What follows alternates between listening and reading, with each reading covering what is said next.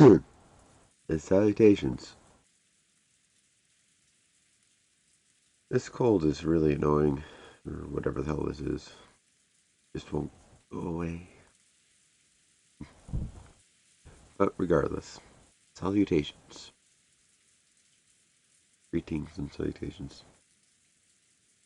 I'm familiar with that word, though I've never actually known what the specific meaning of it is. I've always just known it as a fancy way of saying hello. I wonder if it has something more specific it means.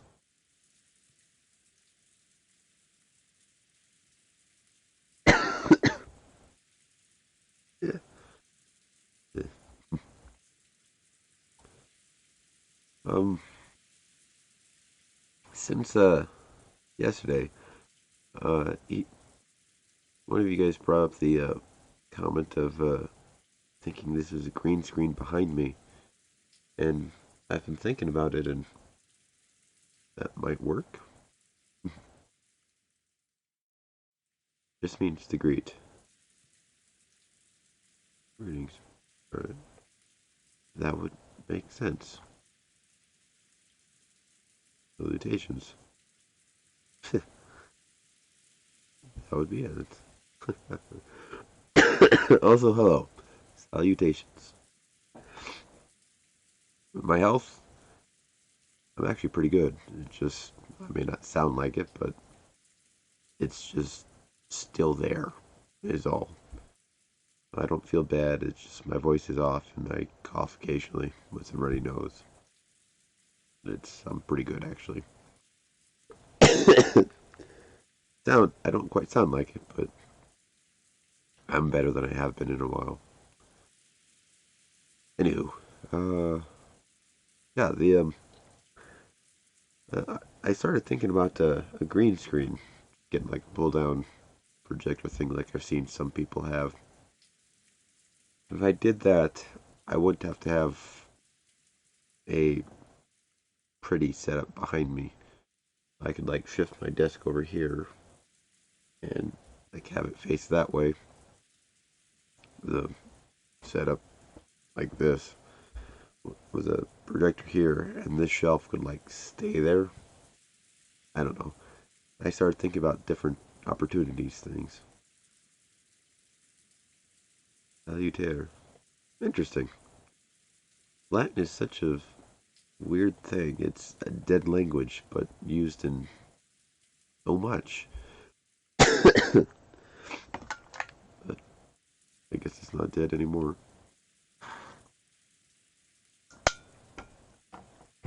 Yeah.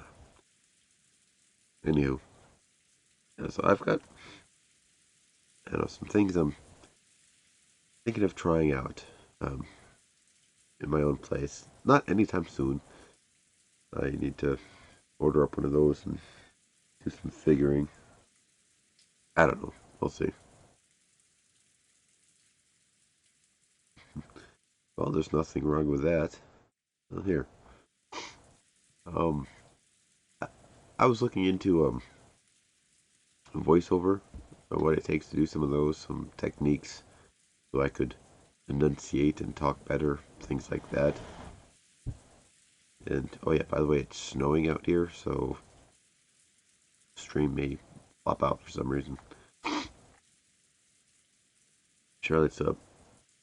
You should read Charlotte's Web. That one is a classic and kind of standard reading for Americans. At least it used to be. I don't even know what they're doing anymore. But the voiceover thing, here, let's see if I can find it.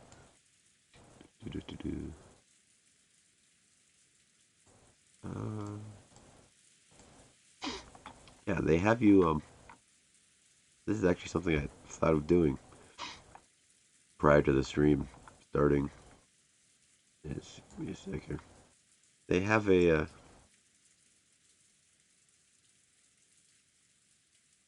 reading of Fox in Socks by Dr. Seuss. Let's see if I can. Here, I'll pull it up just for a sec. Uh, studio mode. Where the hell is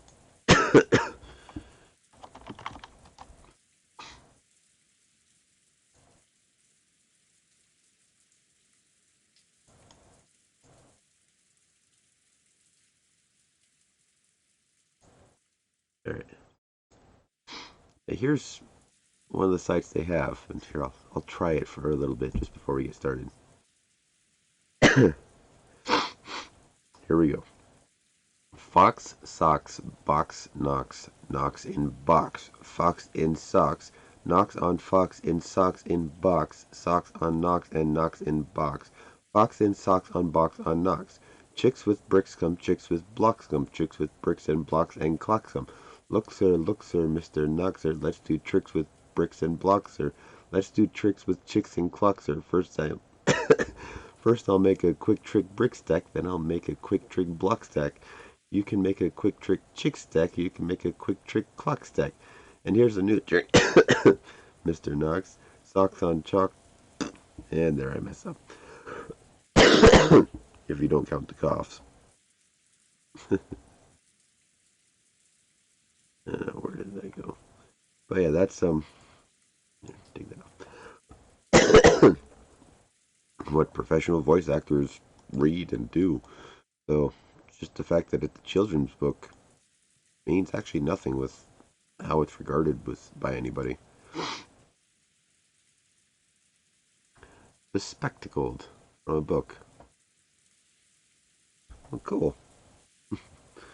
So I don't really have a favorite word. I've never thought about it.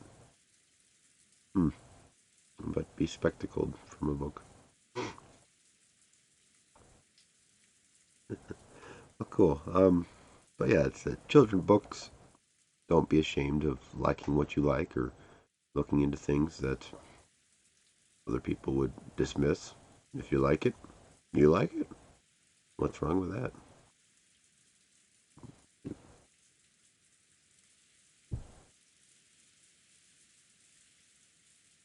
Alright, anyway, back to this. Back to the story, though, before we get too sidetracked here. Not that there's anything really wrong with that, but... Alright, in the story we had,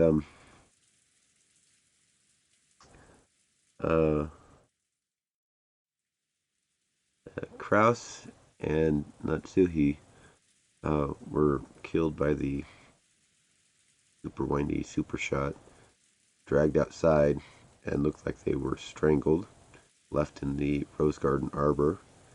And the group came to check out George in the mansion, find out he's dead. Oh, yeah, that was the other thing. And Beatrice brought Shannon back to life so George could meet her, and then they both promptly died, like immediately. To be bespectacled. Well, yeah, I kind of like that word too, but never use it much. But it describes people who have glasses. Yep. Fancy Russian word for us, huh? And that's kind of where we left off. George was dead. Antiva's breaking out. And I'm dying here. Not really.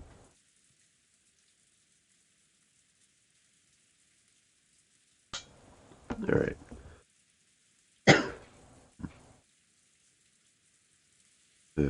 Alright, so here we go.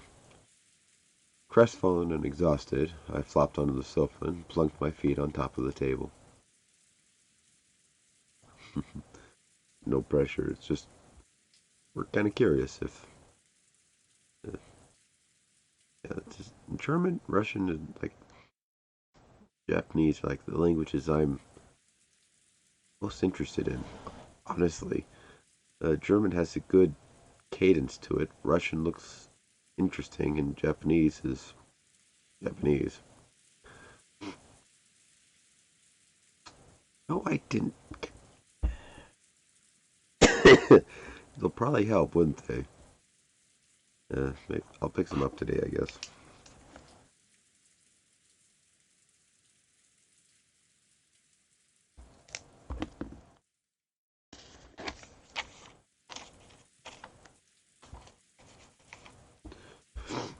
There, put the note on my keyboard so I won't forget it.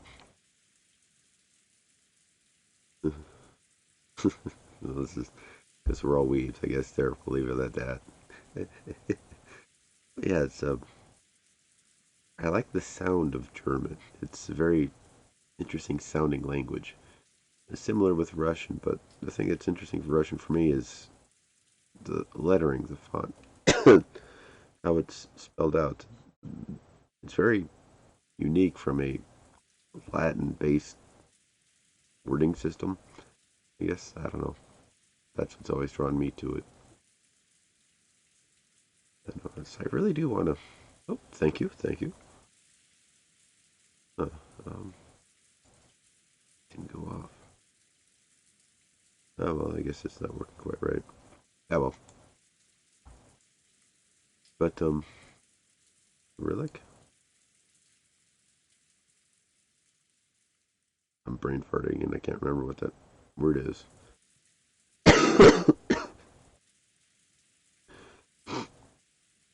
Maybe. Yeah.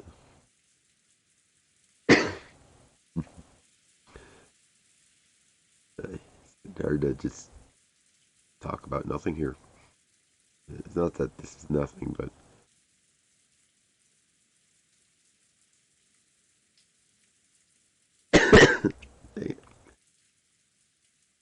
yeah.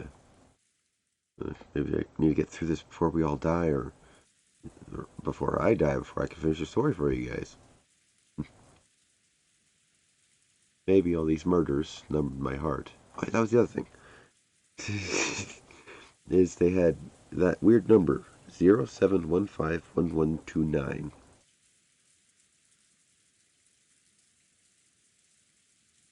I don't know what it is, but it's a thing.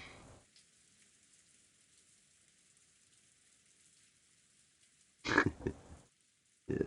Okay, yeah. I need healing. Huh? Well, this is the right place for that. Maybe.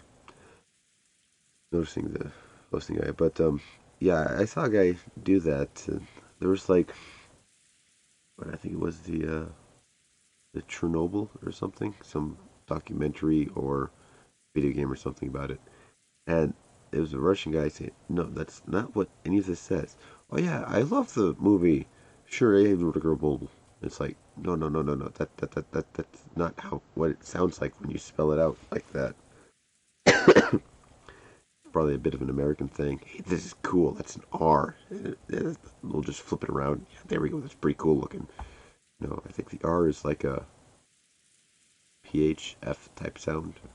TH or something. I don't know. I haven't looked into any Russian at all. It's just kind of. I haven't finished learning Japanese or German first yet, so. I don't know. I've started up with some of the language stuff again, by the way, so um, I'm trying to get back into the habit of doing that again. It's like I've only done it a couple times, but I'm trying to get back into the habit and learn it again. We'll see where it goes, or if I can keep with it. Yeah,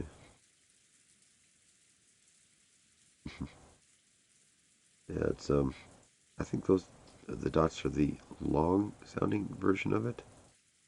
Uh, expedient.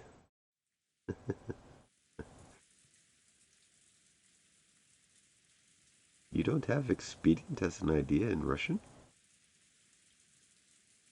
That being, I'm gonna have to look into Russian now. Add to my list of things to be doing, I guess. But anyway, I really do gotta get started on this thing. It's almost 17 minutes now, and I've read one sentence.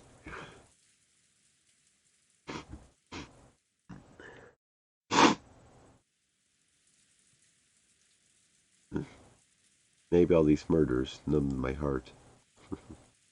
Instead of just being frightened, I felt completely confused. Dad and Kiri-san are dead, and people have been killed off one by one, starting with the servants.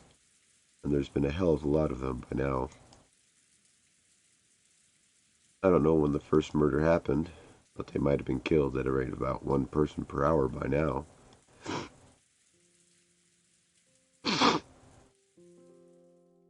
Yeah, that's the one I know most of about the concept that language don't have is in Japanese, there's no term for ish like we use in English all the time. It's like that's um, fried ish.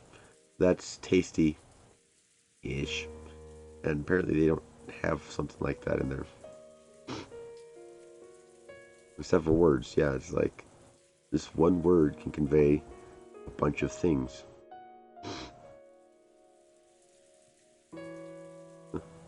It's pretty cool. And one of the other things with languages, it's like you have one word and then like, well, define that word. Well, it's it. How do you break up what is its own thing? And most of my knowledge of other languages comes from Japanese. That's the one I have the most knowledge base in. And one thing I've considered in it is in Japanese you have their letters are actually two letters, but it's a single one. Like they have ha, ka, sa. Those are the letters. But English can break them apart. And it got me to the point of thinking of, well, if you originally started in Japanese, um, how would you break up something that can't be broken up? It's like, no, no, no. That is the word. You can't, like, split the letter K in half. The, what would you do with it? How would you go about splitting K in half? You can't. You have a word that's K and K. It, it, it was an interesting thought I had. But languages are pretty cool in that regard.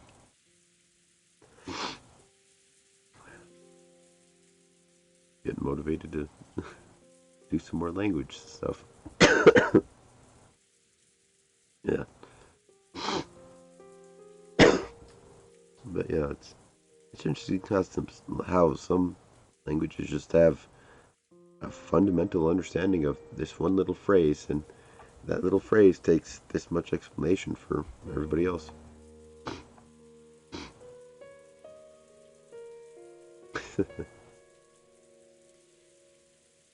Put it in the microwave to heat it up.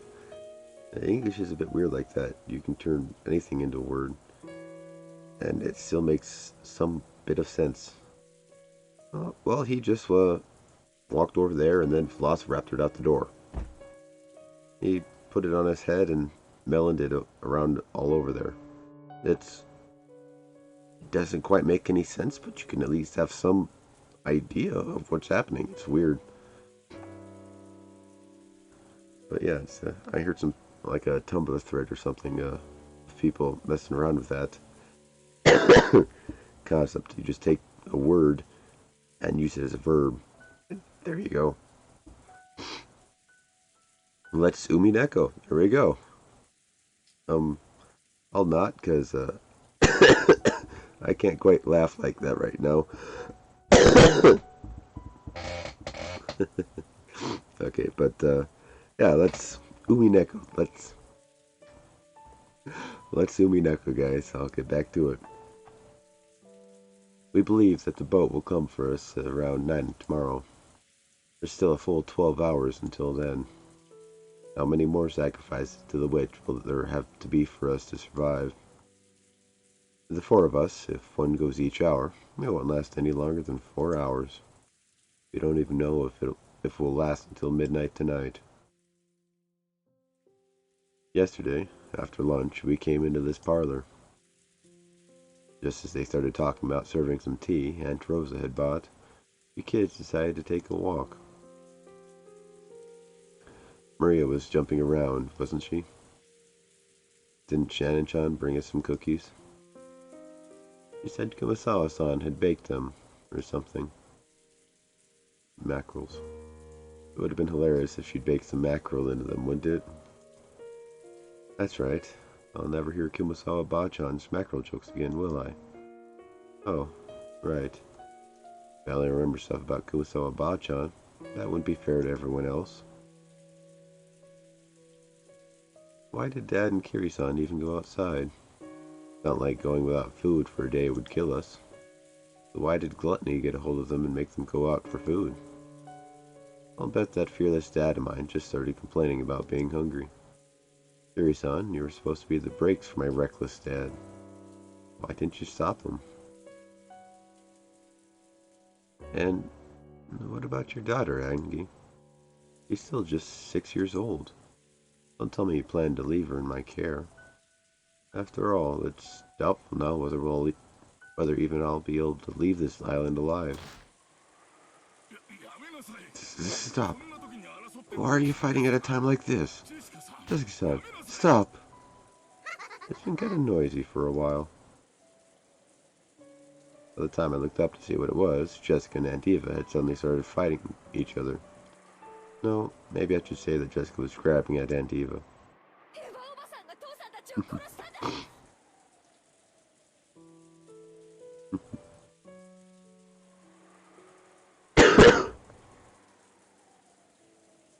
Alright, cool.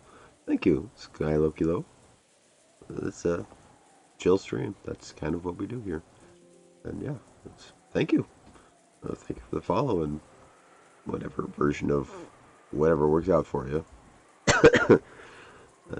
I just pop in here every morning, and most every morning, and start reading stuff. Welcome to the group. We got a Discord.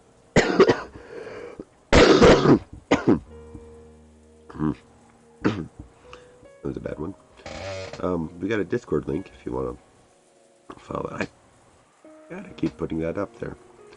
Yeah, well, I'll do it one of these days, maybe.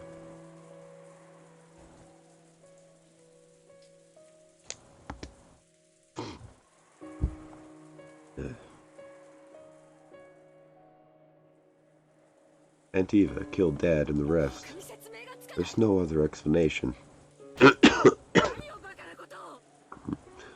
How foolish. Why should I know anything about what happened to your parents? Who was on the first floor of the guest house? Aunt Eva. Dad and Mom were on the first floor lobby, along with her. And who was left alive? Only Aunt Eva. Why? It's obviously because you're the culprit. You killed Mom and Dad, carried them outside, and then shamelessly locked the door, trying to make it seem like it was the witch's doing. And why do you think George disappeared? He never came down to the first floor. So, did he disappear from the second floor? And who was on the second floor? You people were, right? You knew, didn't you? You knew that George slipped out of the guest house, and you brazenly acted as if you didn't know anything. If you'd stopped George, he'd be... I said to stop. Jessica-san was in the cousin's room the whole time, and Eva-san was in the first floor lobby the whole time. Neither of you is responsible for anything. What we have here is simply the sadness of losing family members. The culprit is no one, nowhere. It is all just the witch's fault. So stop hating each other, you two. The witch's fault, huh? I wonder if that's a good way to cool down the situation right now. Yeah, I finally understand why 3 people evaporated from the guest house when all the doors and windows were locked from the inside. This is what they were after, making us think the culprit was inside and sparking this ugly mutual hatred. Has to be the witch's goal. But if that's the case, how did the culprit lock it from the outside? When Dad's group was attacked, their master key was definitely stolen. But the doors and windows of the guest house were built so that you couldn't lock them from the outside, no matter how hard you tried. That master key should have had nothing to do with the guest house closed room. Jessica and Aunt Eva were turning their sadness at losing their blood relatives into anger at the person in front of them. Dr. Nanja was trying to step between them. And I sat on the sofa, staring up at the ceiling, thinking about things that didn't even matter anymore in a worn-out expression.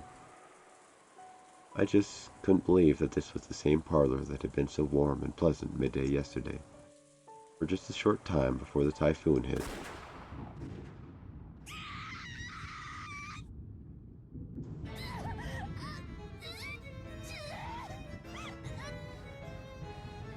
The sudden sound of a gunshot shook me out of my half-asleep trance. Smoke was rising out of the barrel of the gun Antiva held. Jessica had fallen to the floor because it was covering both of her eyes. Antiva and Dr. Naja were looking down at her in shock. Are you okay, Jessica-san? Jessica-san.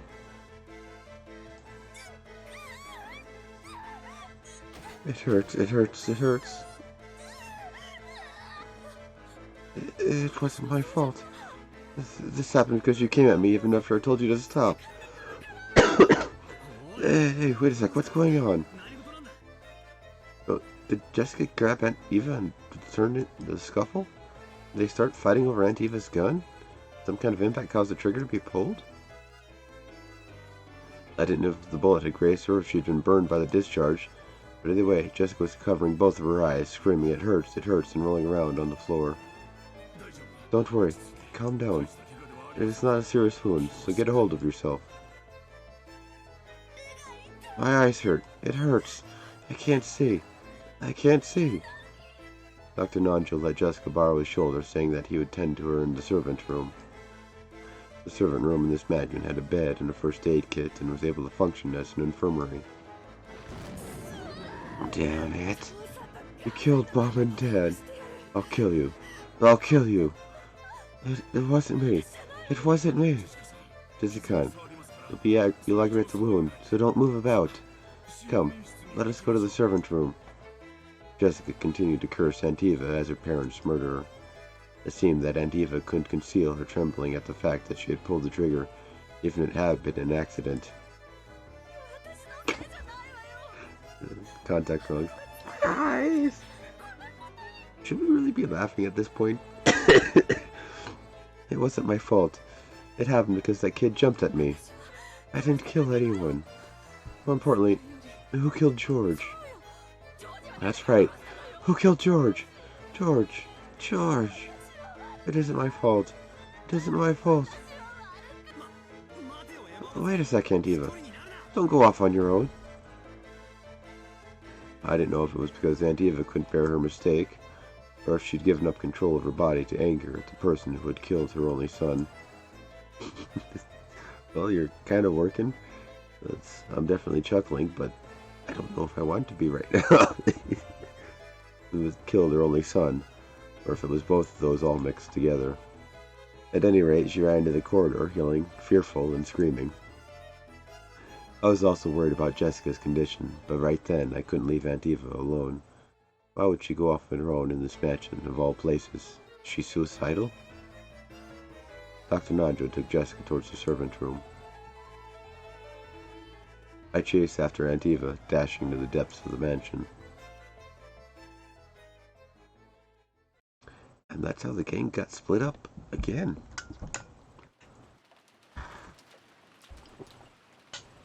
Any bets on if anybody dies before they get back together? Place your bets, place your bets. After sitting Jessica on the servant room bed, Nanjo told her several times not to touch her eyes and examine the infected area. The barrel had probably been near her eyes. There was a possibility that the flames from the discharge had injured her corneas. There was no threat to her life, but it would probably be necessary to take her to a doctor as soon as possible. Nanjo applied emergency first aid, covering the affected area with gauze and wrapping it with a bandage. As a result, she just completely lost her field of vision. Is that okay? The wound may hurt or itch, but you mustn't scratch at it or rub it. When tomorrow comes, let us go to an ophthalmologist. I don't know why I couldn't read that. As soon as possible. That bitch. She really was trying to kill me. If the angle had been just a little bit off, I'd have been killed by now. I'll definitely turn her into the police. Eva-san would not do such a thing. That was an accident. You call that an accident? She killed Dad and Mom. There's no way any 19th person or witch exists on this island. She's behind everything. She was the only one on the first floor of the guest house. George Nissan must have seen her kill Mom and Dad, and she killed him to keep him quiet. It's the same with Grandfather and the servants. I'm sure she snuck out of the family conference last night and killed all of them. If that is indeed the case, then we'll find out about it as soon as the police investigate. The police are incredible, and with their powers of discernment, there's nothing that cannot be understood. There's no need for us to suspect or hate anyone. The police will resolve everything. They put a hell of a lot of faith in the police. So for now, Jessica-san, you should devote yourself to resting your body and keeping your eyes safe. Of course, if you wrinkle your forehead too much, it will do nothing good for your eyes, not to mention your beauty. When Jessica's abuse of Eva had reached a crescendo, she actually had started glaring instinctively, and the pressure on her eyes had hurt her. Jessica herself realized that the more she talked, the more the wound would hurt. And regardless of whether she'd overcome her suspicions of Eva, she regained her composure for the time being. She killed them. Dad and Mom, and Shannon, and Cannon-kun. Cannon-kun. She'd heard that Cannon had been killed in the chapel. Jessica still hadn't seen his face after he had died. Jessica was now less fearful about the fact that she was blinded, more frightened that the police would carry Cannon's body away while she still couldn't see, and that she would have to say her final farewells without being able to look at his face. Her anger at the culprit and her sadness at the death of the person she'd liked, those mixed emotions started her crying. Right now, tears were actually painful for her, though she wasn't even permitted to leisurely remember his face in bygone days. Jessica could do nothing but sit on the bed and let her head droop, withstanding the pain.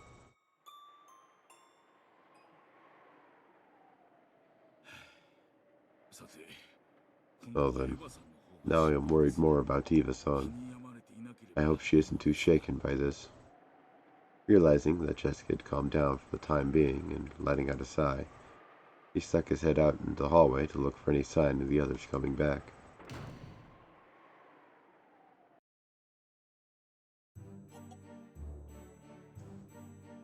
Then, their eyes met. Nanjo, unable to understand who this person was bewildered for an instant. I hear that people who have lost the powers of sight have 0 anti-magic power and magic resistance power. Hey, I bet right, somebody's gonna die. Should I be happy about that? In other words, you're an isolated pawn right now.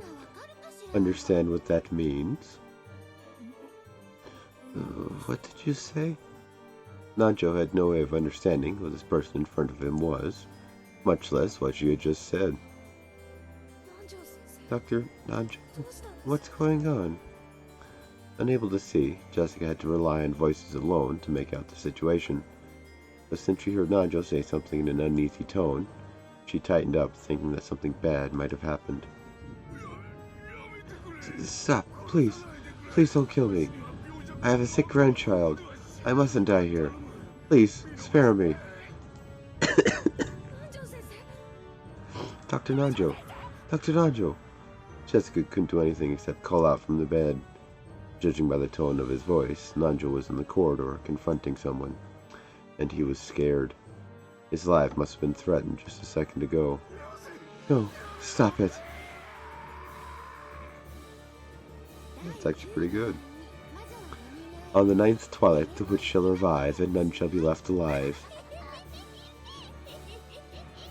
The witch pointed the end of her gold staff at Nanjo. Even though he didn't know what she was planning to do, Nanjo assumed that she must be trying to take his life. Dr. Nanjo! Dr. Nanjo! Is someone there? Answer me! Stop it!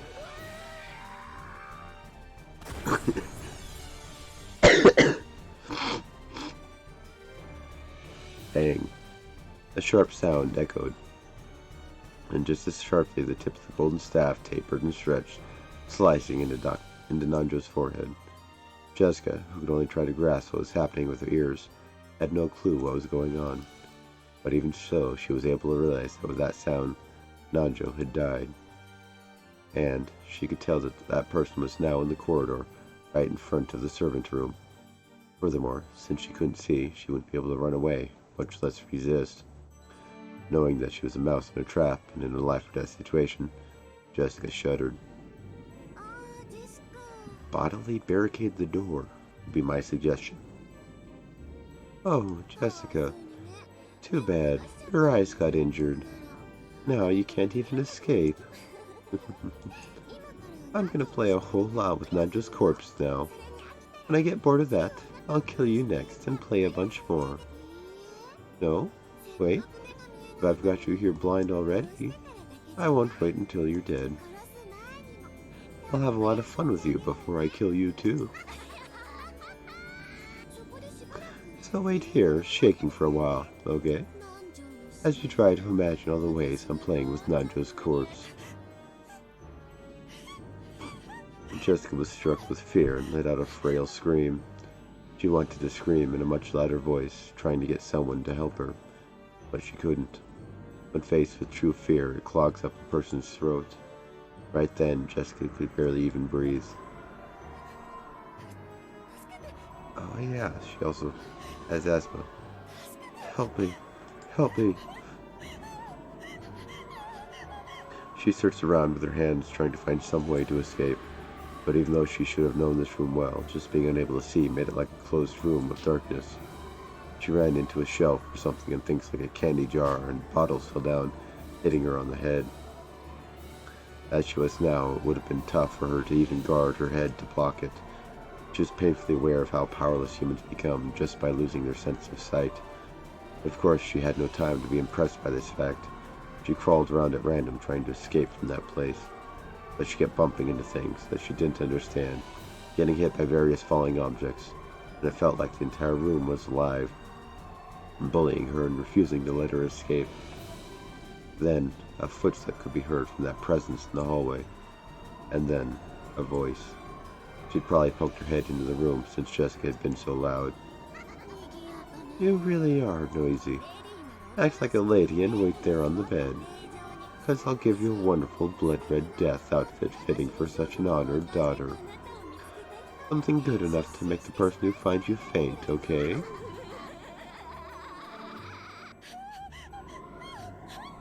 Until just a second ago, she had sworn that she'd kill the culprit if she found them. However, she was now very powerless. She couldn't do anything except let out a scream, crawling around on the floor and bumping her head in the bed and the legs of desks. Help me. Help me. Someone help me. Ted. Mo. Butler. Someone. No. Help me. Cannon-kun.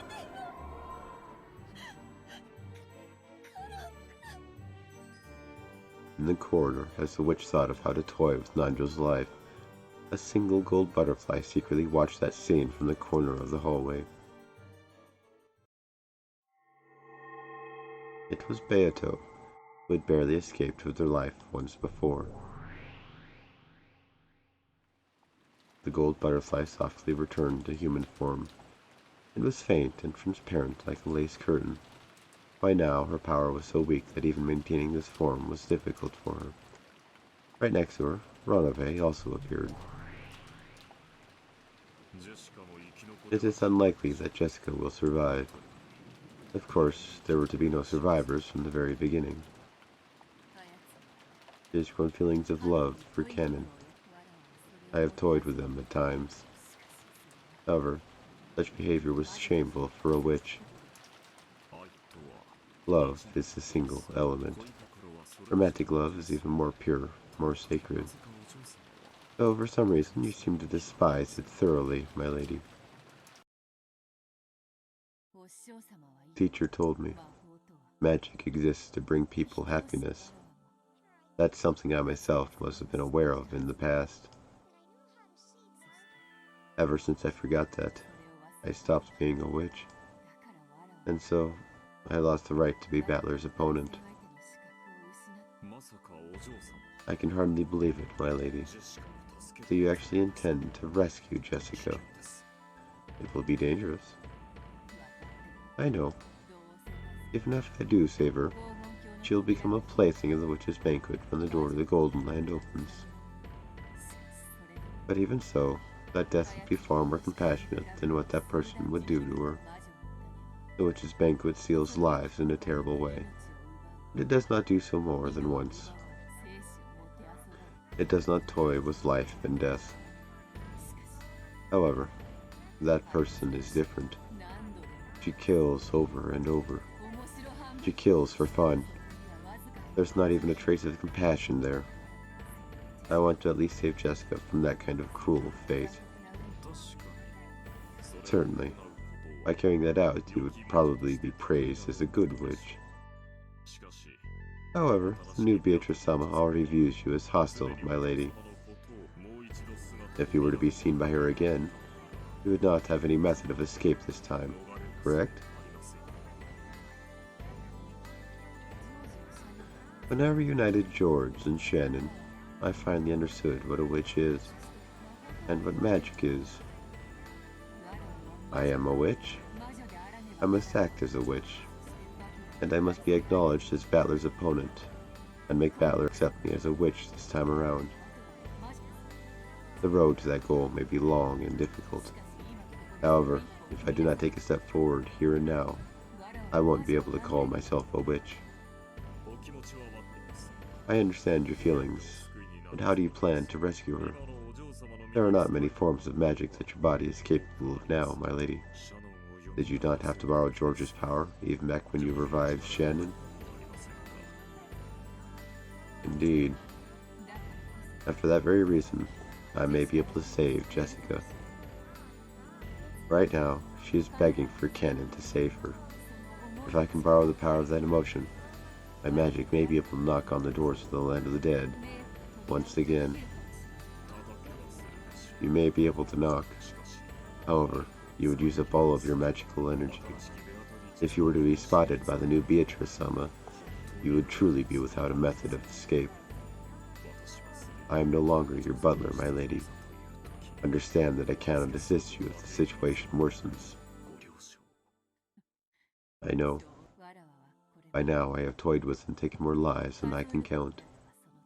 So, I may not be able to make up for it, except by saving the same number of lives, bringing them through that door. I have had nothing to lose in the first place. I am just a gold butterfly who has passed its name and magic power on, and who is no longer acknowledged as a witch. What about Battler-sama? You are partway through a game with him. He has said that he would wait until you returned. Are you truly satisfied to end it here? You have a duty to return to the seat across from Battler-sama, my lady. For that very reason, if there's a life that only I can save, I will save it. And I will be accepted as a witch. I must become a witch. If this is training, it's a very childish thing. Nothing that compares with the evils I have committed before now. Vanish, run away. Watch what may be the final magic of a single butterfly who used to be called a witch. Certainly. Please show me magic. That will not disgrace the name of the Golden Witch. And I pray that it is not your final spell. Go, my friend. If you can find enough ink, write down the story of my foolish life, and hand it over to some fool who is about to walk down the same path. So long, Ronave.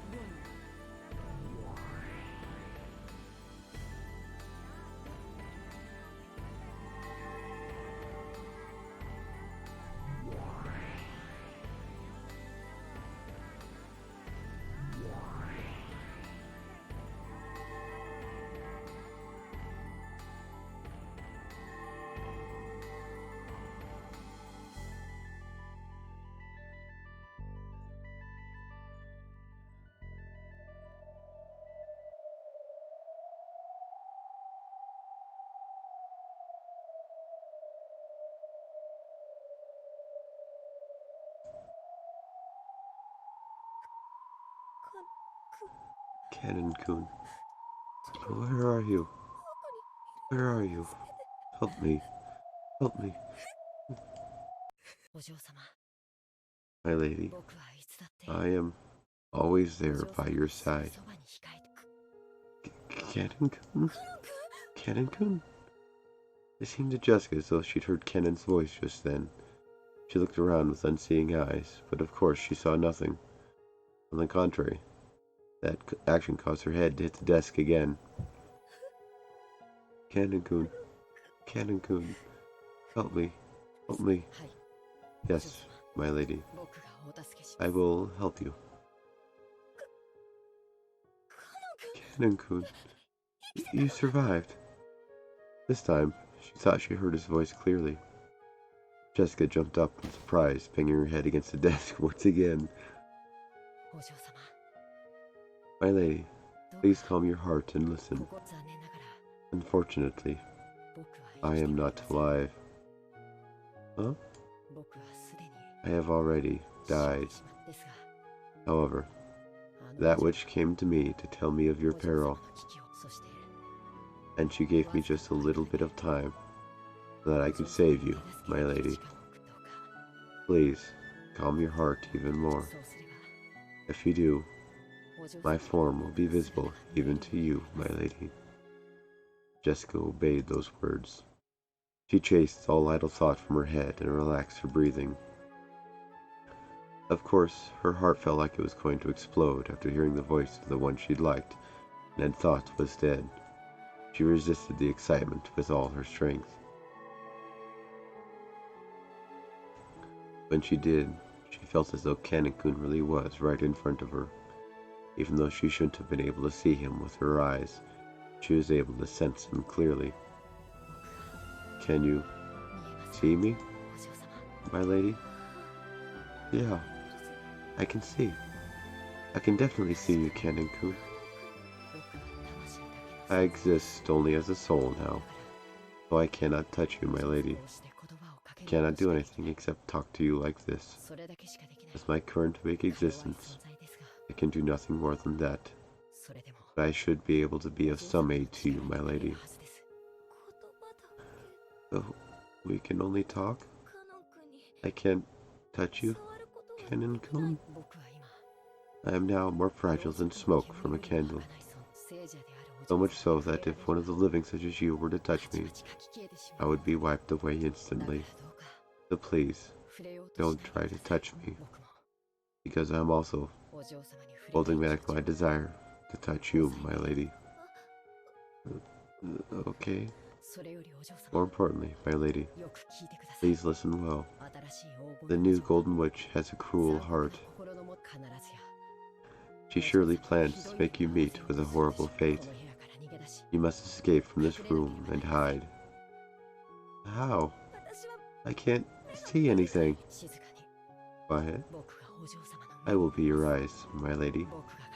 Please move in accordance with my instructions.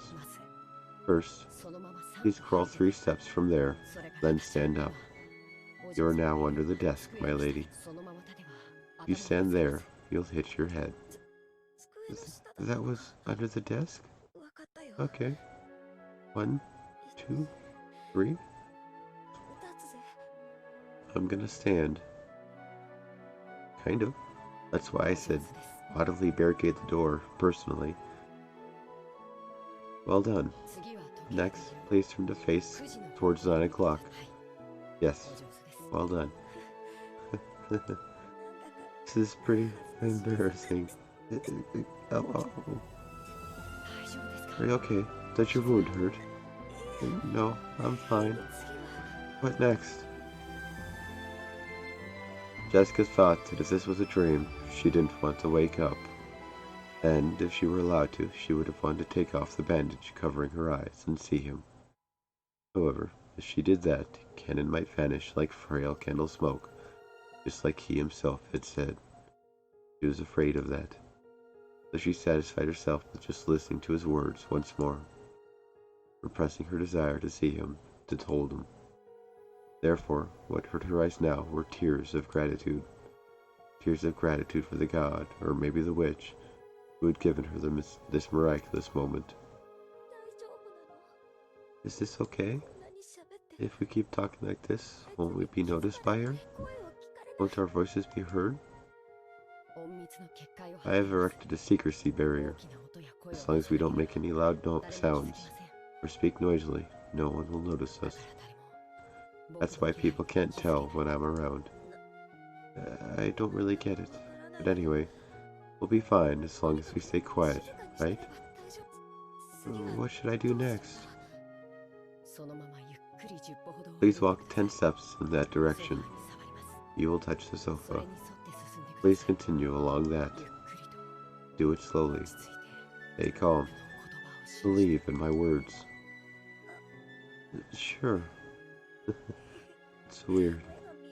Even though it's so scary not being able to see. I'm not scared at all if you're with me, Canon-kun. Yes, that is the sofa. Trace it to the left while advancing slowly. There's a table just to your left. Be careful not to bump into it with your shins. It was a very, very strange and bizarre team effort. Even though she would have been killed in an instant if the terrible witch noticed her, there was no fear in Jessica's heart. She was being protected and guided by Canon, someone she thought she'd never be reunited with. It would probably be just a momentary miracle. Even so, Jessica was deeply grateful for it. If she hoped too much, she was sure that he would disappear, so she tried not to ruin this faint miracle. And, trying to engrave this memory into her heart for all eternity, she slowly continued to walk, obeying Canon's voice. Okay, you walk 10 more steps, you will exit the servant room. Then, please turn to face 9 o'clock and keep walking very slowly. Put your hand on the wall to your right and keep on following that. I will take you to a safe room. If I go there, will you leave, Canon-kun? Canon didn't answer, but his lack of an answer was enough to tell her the truth. Then, no way. I don't want to go. If you stay here, you will be killed by the witch. I don't mind. If I'm killed, I can go to the world where you are, Canon-kun. My lady, please listen to me. The human world is too bright and painful for the dead like me, so I cannot stay for long. So, my lady, please allow me to use what time I am allowed to guide you to a safe place, because after that, I will stay with you until my time runs out. Is that the very best you can manage, Canon-kun? Yes. In exchange, I will stay by your side as long as possible. I will stay with you and talk with you, my lady. Talk? About what? What do you want to talk about? I don't care what, as long as you're willing to tell me, Canon-kun. Well then, I will tell you the story of a cowardly servant boy who lacked all courage. The story of a foolish and pitiful boy who fell in love with a young lady as radiant as the sun, even when the lady confessed those same feelings to him. He lost to his cowardice, and was never able to be honest with his feelings while he still lived. Yes, then I want to tell you a story too. It's the story of a cowardly girl who couldn't muster the courage to tell the boy she loved how she felt much more often. The story of how that girl, after being reunited with that boy by a miracle from God, used that chance to finally muster up her courage. I also want to hear that. So, for that reason as well, let us go to a safe place. Yeah. If I could be with you, Canon-kun, I would walk however far, however long it took. I don't need eyes anymore. If you tell me to step forward, I will take that step, even if it leads off a cliff. Thank you. Come, my lady. Let us go. The first 10 steps. No, I don't like it. I won't do it unless you call me Jessica. Understood. Well then, Jessica, take the first 10 steps. Yes, Canon-kun.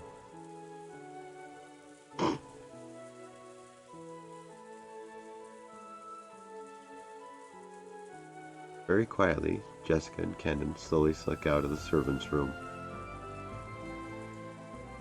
Just around the corner, the witch could be seen cruelly looking down at Nanjo's corpse, but she didn't even notice their presence. However, Ranove, who stood at the ready by her side, met Canon's eyes. Canon thought, oh no, grimacing and blocking Jessica with his back. However, Ranove did not inform his master. He played dumb, just as though he hadn't spotted Canon in the first place. No, maybe he did appear to chuckle. From a finger on Ranove's hands, which were joined behind his back, a single small gold butterfly appeared, flying in front of Canon as though guiding him. It went unnoticed by the master he served. Canon was surprised at the magic that butterfly held, because it was far more powerful than the secrecy barrier Canon possessed. He may not have known it, but the power of his had originally been Ranove's. Canon's ability was an imitation of that, which Kinzo had made and given to him. As that butterfly of secrecy magic scattered gold scales, it grew smaller, bit by bit. It probably wouldn't last long, but without a doubt, even that would buy them enough time to get them far away from the cruel witch. Okay, my lady, let's follow that wall and keep walking. Keep going. Keep going. Yeah, if I can be with you, Canon-kun, I'll keep on going, on and on. Led and protected by the small gold butterfly, the pair, separated by the wall of life and death, slowly walked away, towards the end of the corridor. There was no way that the evil witch could have had magic to notice their flight.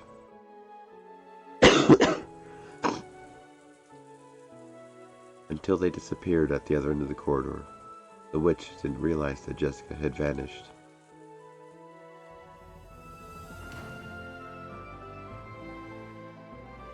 By the time the gold butterfly Ranove had since evaporated completely, Jessica had reached the parlor.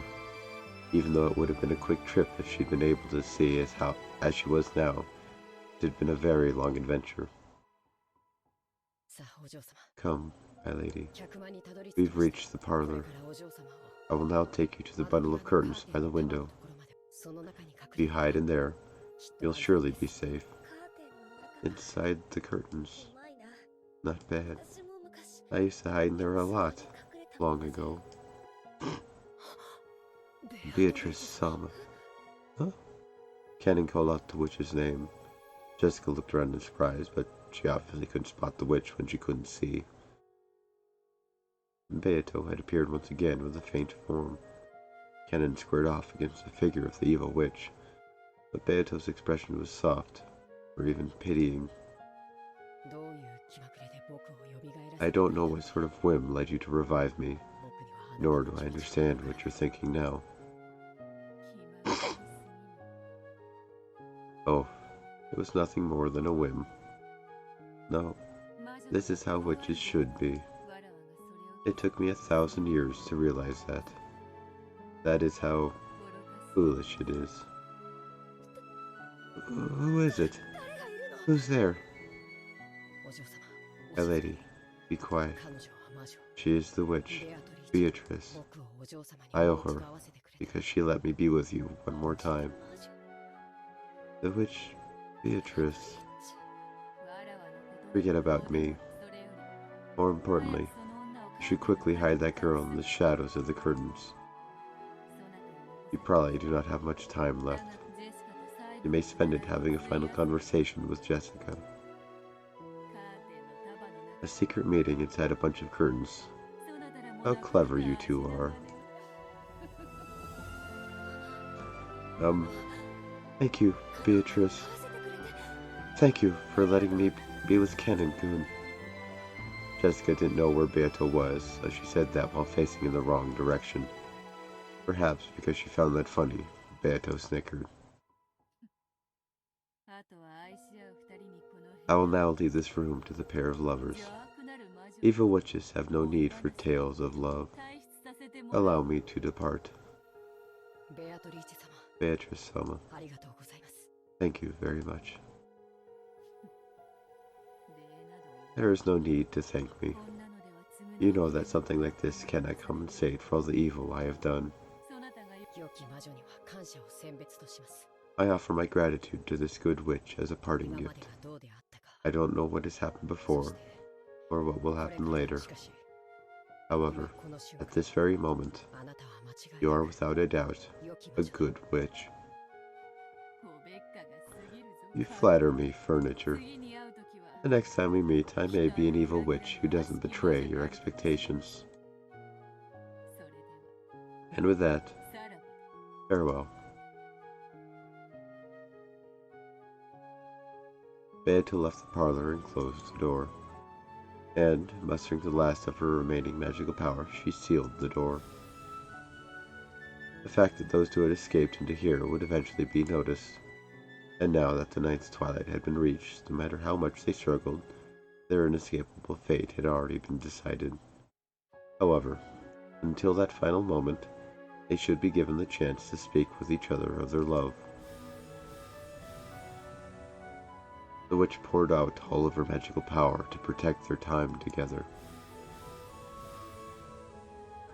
so that no one would be able to defile their time alone until the last possible moment. At that time, Beato noticed something. Her body had been detected by a magical searching technique. The evil witch's furniture had sniffed this place out. So, boorishness is the witch's way of doing things after all. To think that she doesn't even intend to let those two young ones speak together of their love.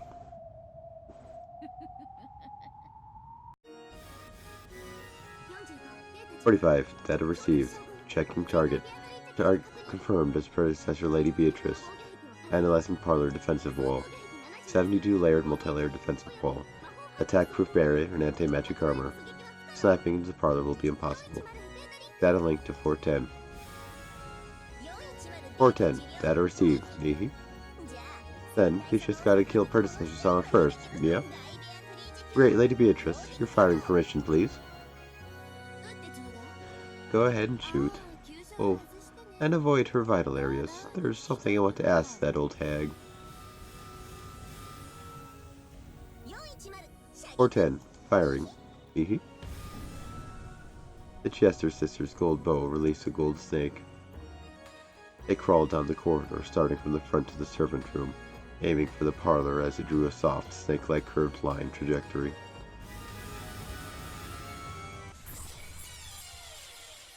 And pierced Beato's chest.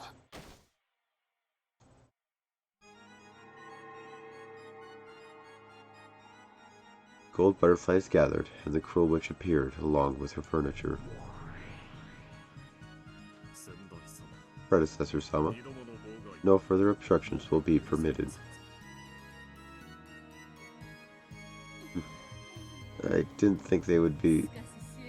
Still, the Chester sisters really have gotten rusty. To think that they failed to bring me down. And twice at that. Barnaby spoke in a manner befitting the witch's butler. As she pushed her pain aside, Beato grinned and spoke back. My apologies, Predecessor Sama. We were ordered to avoid vital areas. As soon as we get the order, we can pierce you at any time. We can pierce a hole in your ears, a hole in your belly button, any hole you like. The gold snake that had pierced Beatrice grew even longer, drawing a funnel-shaped helix and awaiting its next order. It was prepared to pierce a vital spot as soon as the evil witch told it to. For what reason would someone like you, who is no less brutal than I, make them avoid my vital areas, new Beatrice? I wanted to ask you something. I don't know what kind of trick you used to escape, but we thought we took you out, right? Why is it that even though you could have escaped by hiding, you took the risk of appearing again? It can't be that you came back just to protect those two young people, right? Well, who knows? And just a second ago, why'd you do something as soft as reviving the lovers and reuniting them? The more I hear about you, the more I learn that I don't even reach up to your feet as an incarnation of evil. If you're like that, why did you suddenly start acting so mildly? That's what I wanted to ask.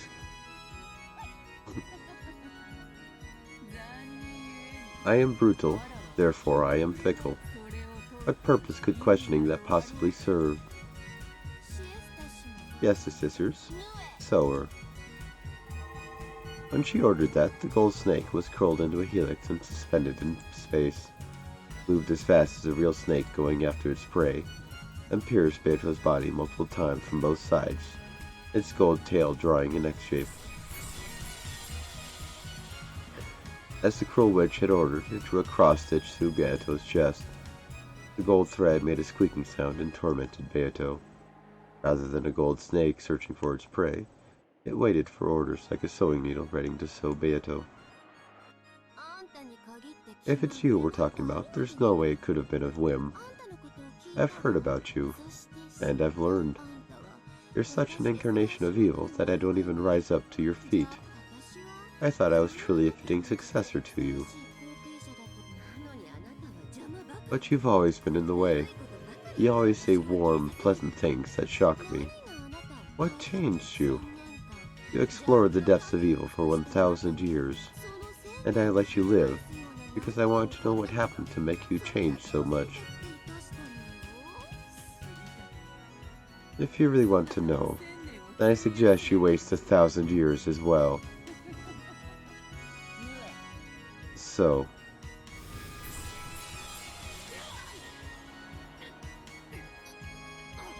Beato's chest was once again sewn with a golden cross-stitch.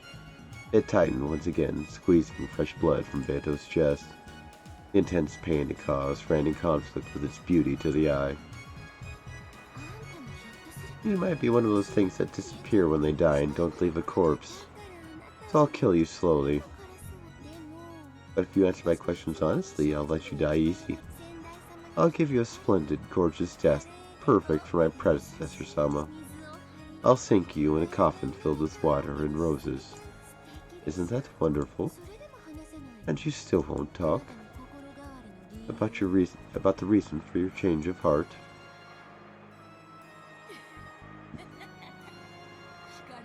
Not answering when she is asked is another one of an evil witch's pleasures. Sue, twice.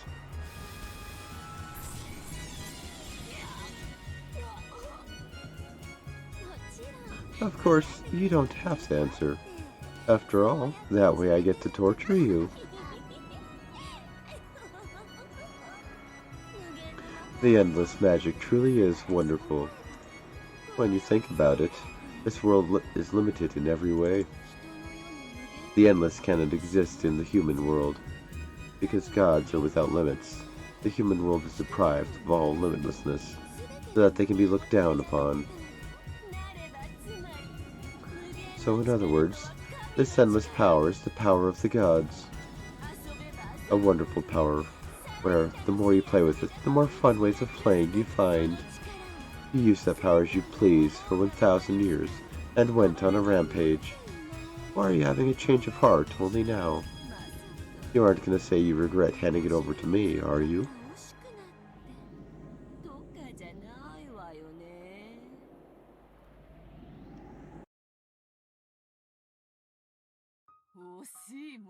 How could I regret it?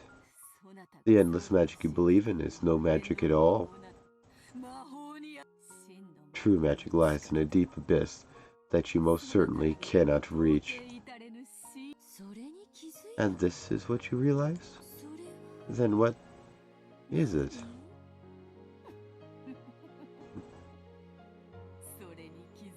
wander about for 1,000 years without realizing. Foolish witch. So, 3 times this time.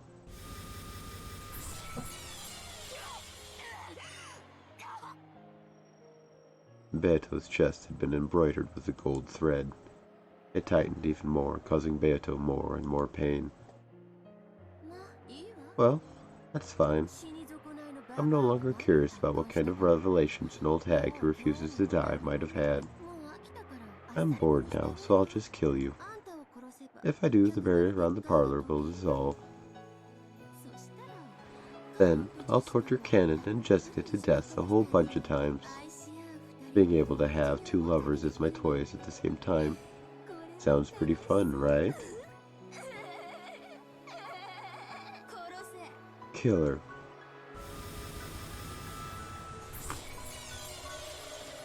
Without missing by a millimeter, the gold sewing thread shot through Beato's heart. That intense pain was more than all the pain before that put together. Beato finally remembered the actual feeling of dying, which she had forgotten over the course of 1,000 years. But she couldn't die. She must not die. If she died, it would mean handing over the 2 in the parlor to the cruel witch. So she definitely couldn't die. She resolutely refused to die. New Beatrice, I have a request. The lovers' meeting between the 2 in the parlor will not last long.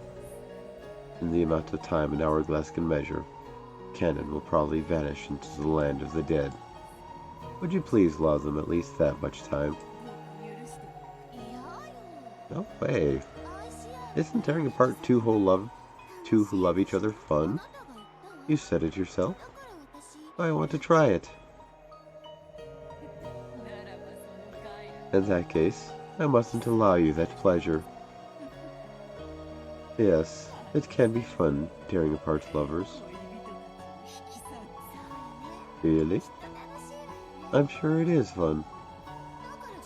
So don't get in my way. So more. So. 410. Understood.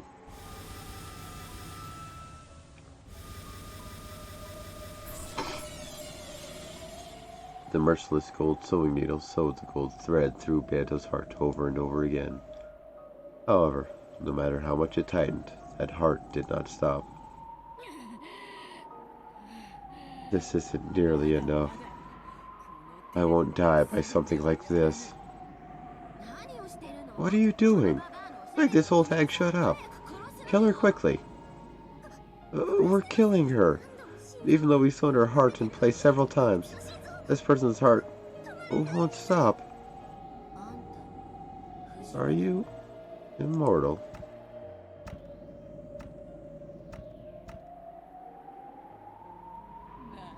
Of course not. I've handed the endless over to you. My heart will not beat many more times. However, if I'm making it beat just once more, I can give the 2 in this room a little bit more time. I'll continue that resistance for all eternity. So, keep sewing until her heart stops moving.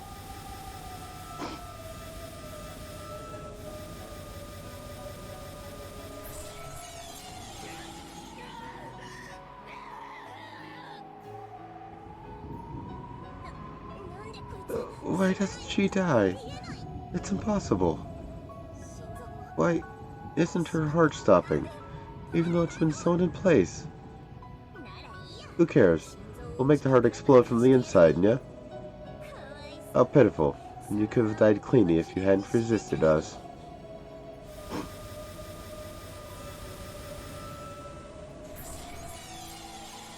As they said that, even though the gold needle and thread made round trips over and over again, Beato still didn't die. The cruel witch eventually grew pale at how bizarre that was. What in the world are you?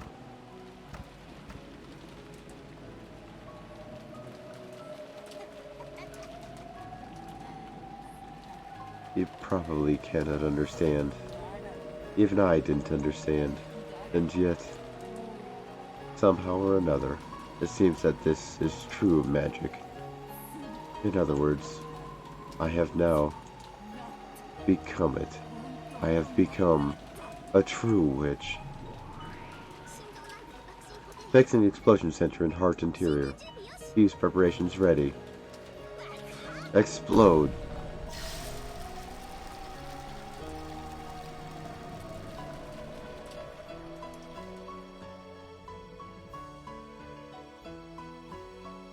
There was a terrible sound, and gold leaf was scattered around the area, along with a cloud of gold butterflies. Beto's chest had opened wide from the inside, and from that, gold butterflies and gold leaf poured out, staining the surrounding area gold. Then, Beto's flesh crumpled. Like a puppet whose strings had been cut, he crouched down and crumpled. However, a gold heart tied by gold threads floated in the air and continued to beat. What the? Monster! When the Jester sisters saw that, they fell on their butts in shock. Somehow, even though Beto had become nothing more than a heart, it still kept beating, continuing to protect the barrier to the parlor. It was an immeasurably vast magical power, impossible to measure. In other words, endless. I'm the Endless Witch, right? Why is this old hag still alive after all this? Jester sisters, smash that heart. Quickly. It's impossible. My apologies. We can't do it. Indeed, it probably will be impossible. No number of people could crush that heart. And certainly not the soldiers who serve under His Highness the Dragon King. In that case, an endless witch like me should be able to crush it, right? My power is that of a god.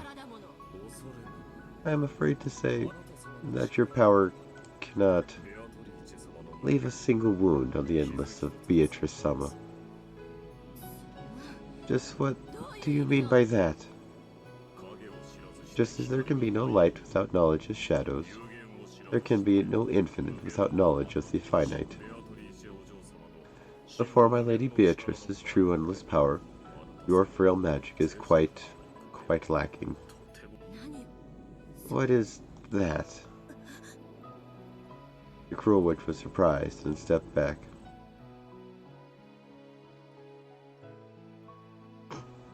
It was thinner than a lace curtain, but Beato's form, no, Beatrice's form was still standing there. Even after being laid bare so tragically like this, she refused to let evil through that door. At that time, a shadow just as thin as Beatrice stood behind her. It was Canon.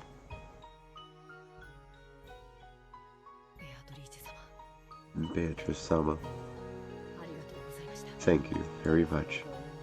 I won't forget what you've done for us.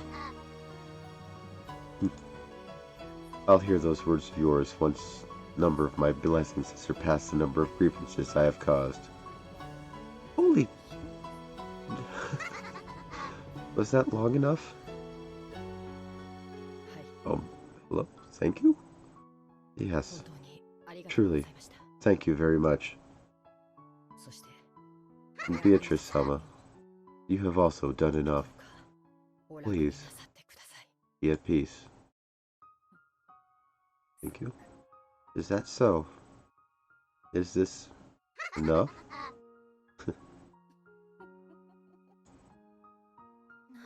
What's going on? Why are you guys calling that old hag Beatrice? Beatrice is my name, right? It's gotta be, since I'm the new Golden Witch. An Endless Witch, right? How rude. How dare you claim Beatrice-sama's name? I'm afraid to say that the name of Beatrice-sama belongs to the one crowned as the Endless Witch. Right now, you are the predecessor. What did you say?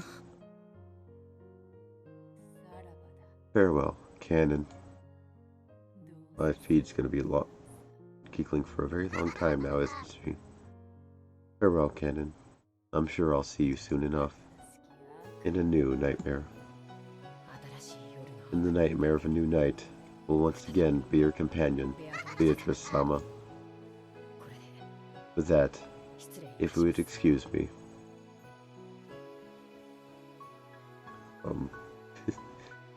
Canon's form grew faint, and he disappeared into thin air.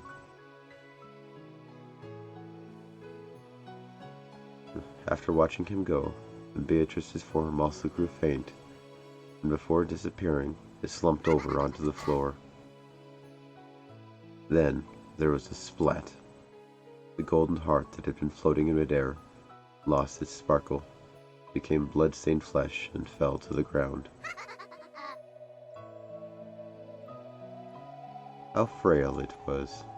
It was ragged and full of holes, but until a moment ago it had sparkled so much, and continued to beat so forcefully. The heart still just barely managed to beat. However, it was only a matter of time before it stopped. Beatrice, whose form had become fragile and faint like incense smoke, lay on the floor. Steadily watching her own heart, there the cruel witch could be seen. What do you mean, endless? Aren't you actually collapsed in a heap right here?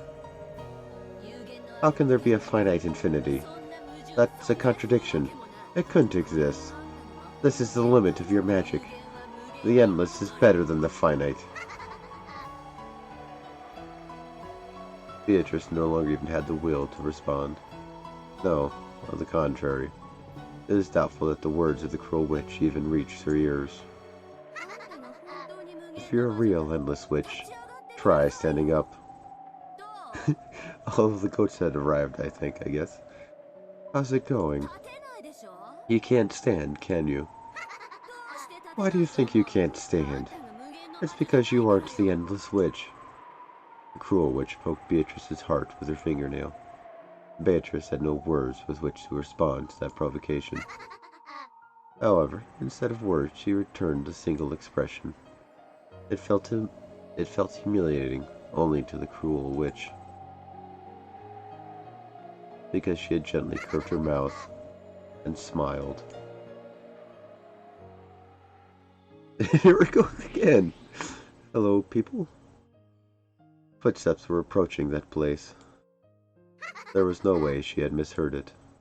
That rough squeaking of heels was the sound of Battler's footsteps. Battler, is it?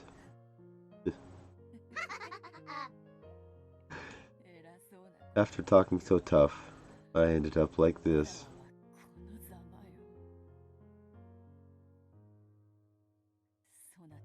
I've been trying to become the true witch you talked about, in my own way. Yeah, I was watching. Hey, have I been able to become a witch? Have I earned the right to become your opponent? It's useless. Battler said it unbelievably bluntly. As Beatrice breathed painfully, she saw this and sneered at herself, as though she should have expected it. I see. Yes. The road to becoming a true witch will be much, much longer than this. However, I will not surrender. Just like you never surrender to my torture. I will definitely become a true witch and be accepted as your opponent. Yeah, it's useless. It's all useless. You aren't my opponent.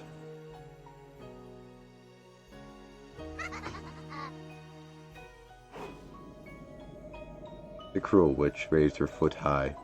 Below it was Beatrice's frail heart. Die, you old hag. Let's see how endless you are when you've been crushed to a pulp. I'm the witch. I am the Golden Witch Beatrice. Die.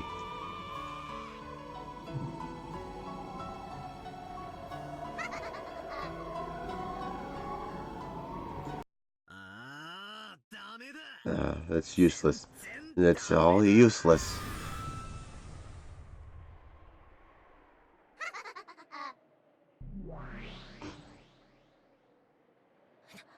What is this?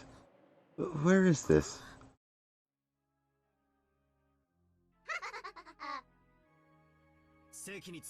Get in your seat. Beto isn't my opponent. You are. Battler? What kind of magic is this? Who cares? It doesn't matter. Jester Sisters. 45. Understood. Attacking everywhere. 410. Understood.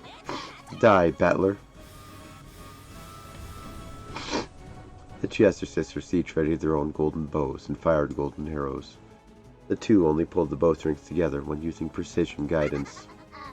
If they were fighting against an enemy before their eyes, they fired their bows at the same time, and their might did not suffer in the slightest.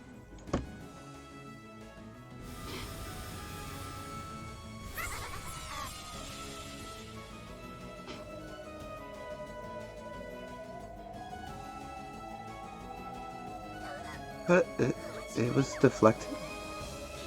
There's no barrier. It was deflected by resistance alone. 45. Target analysis. 45. Understood. Huh? What? Did I break down? Am I insane? Anti-magic resistance power. Endless 9. Even mythical class magical attacks won't be effective against the target. Golden bow warheads could penetrate any magical armor through reciprocal corrosion. When one tried to block them with anti-magic resistance power, even 8 digits were not sufficient to prevent their penetration. By the way, even famous gods that appear in myths rarely reach as high as 9 digits. For that reason, 9 digits were enough to measure pretty much all sensible values. Battler had buried all 9 of those digits with 9s. How foolish. When Battler's stomach gets serious, magical arrows and the like aren't enough to even make his hair tremble. The Jester Sisters dropped their golden bows in shock. To Battler himself, it was as though a pair of dragonflies had flown past his shoulder. What are you doing? Is that some kind of game? Monster. It is. Stay back, small fries. Get in your seat, fake witch. I'll tear off that mask of yours.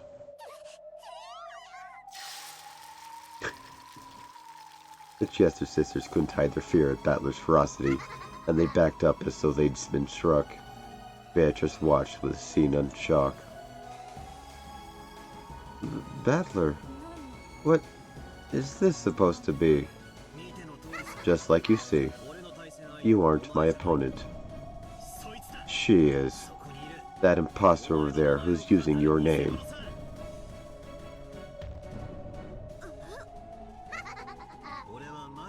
I'm fighting against a witch. I face off against an opponent who claims to be a witch, and I deny witches by defeating them. I've seen more than enough of your arrogance.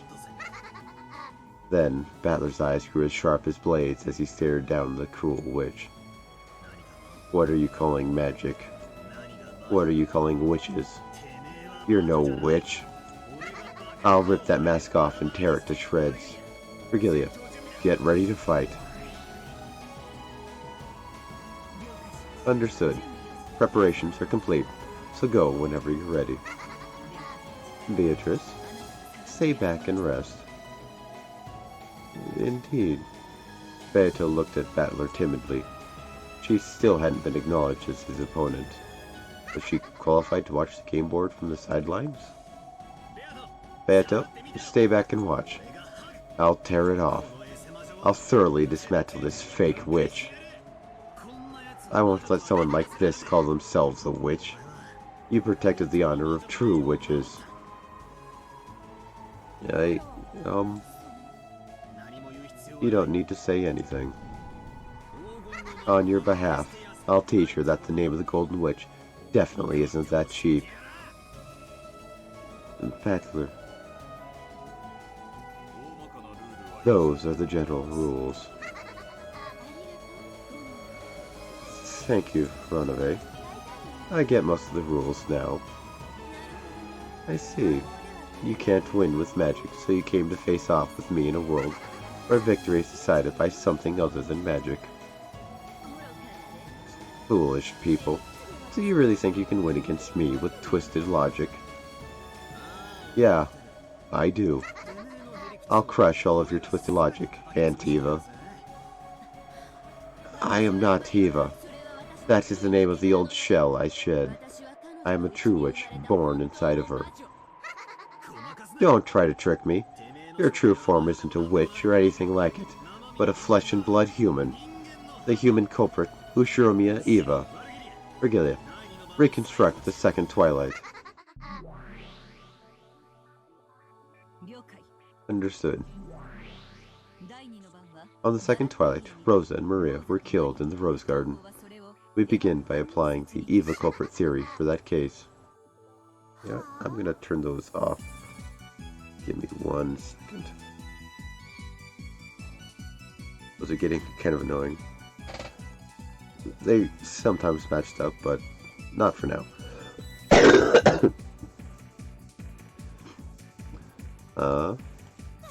Ridiculous. Come, arise, try to remember. What form did Ushiromiya Hideyoshi have? What?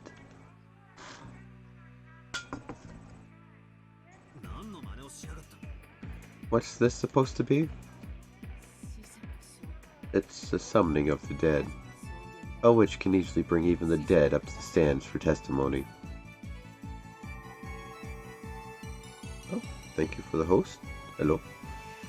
On the opposing side, transparent Uncle Hideyoshi was summoned. Talk about convenient. It looked as though he couldn't see what was going on here, almost like a person on the other side of a TV. Witness summons. Ushiromiya Hideyoshi's testimony. Come, Hideyoshi, speak. I was taking care of Eva in our room the whole time.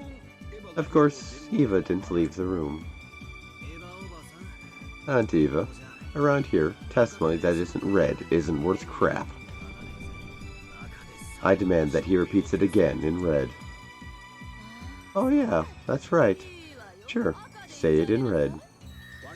I was in the room the whole time, both before and after the time of the crime.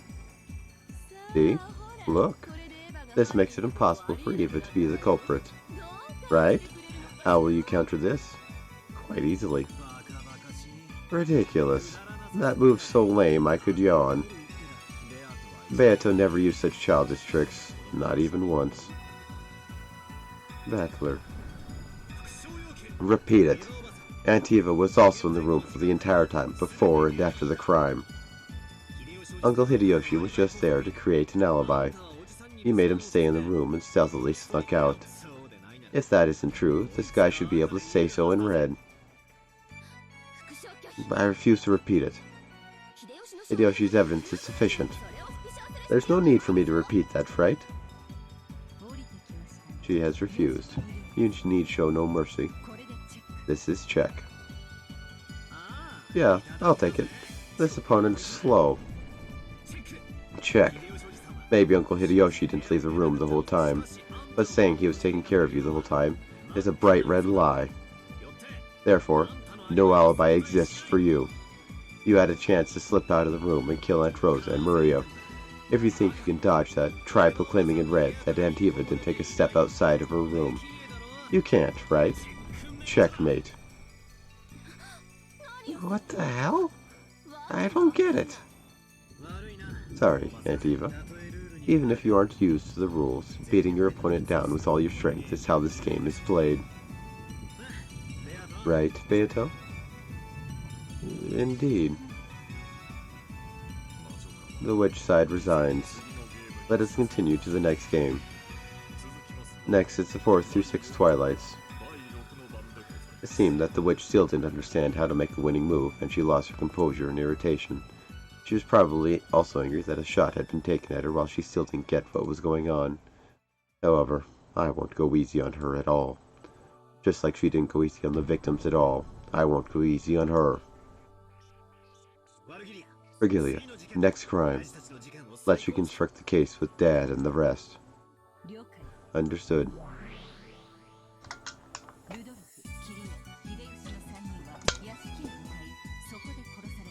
Three people, Rudolph, Kiri, and Hideyoshi, went to the mansion and were killed there. My move won't change. Aunt Eva, you are the culprit. This time, you don't even have an alibi from Uncle Hideyoshi. You claim that you were sleeping in that room all by yourself. But that's not true. If you can proclaim it in red, just try it. I refuse. So tell me, Eva is just a woman, and the people who died were 3 adults with 2 guns, right? How did she kill them all by herself? How did she do it with those stakes as weapons? Like everyone keeps asking, how is this stake shooting device constructed? Explain that. Unless you can explain it, even if Eva doesn't have an alibi, that doesn't mean that it was possible for her to commit the murders. I refuse to explain. It's a devil's proof. Just because I can't explain it, that doesn't deny the existence of an unknown murder technique, or maybe an unknown weapon. In short, even if I can't explain how the stake shooting device is constructed, that doesn't prove that it doesn't exist.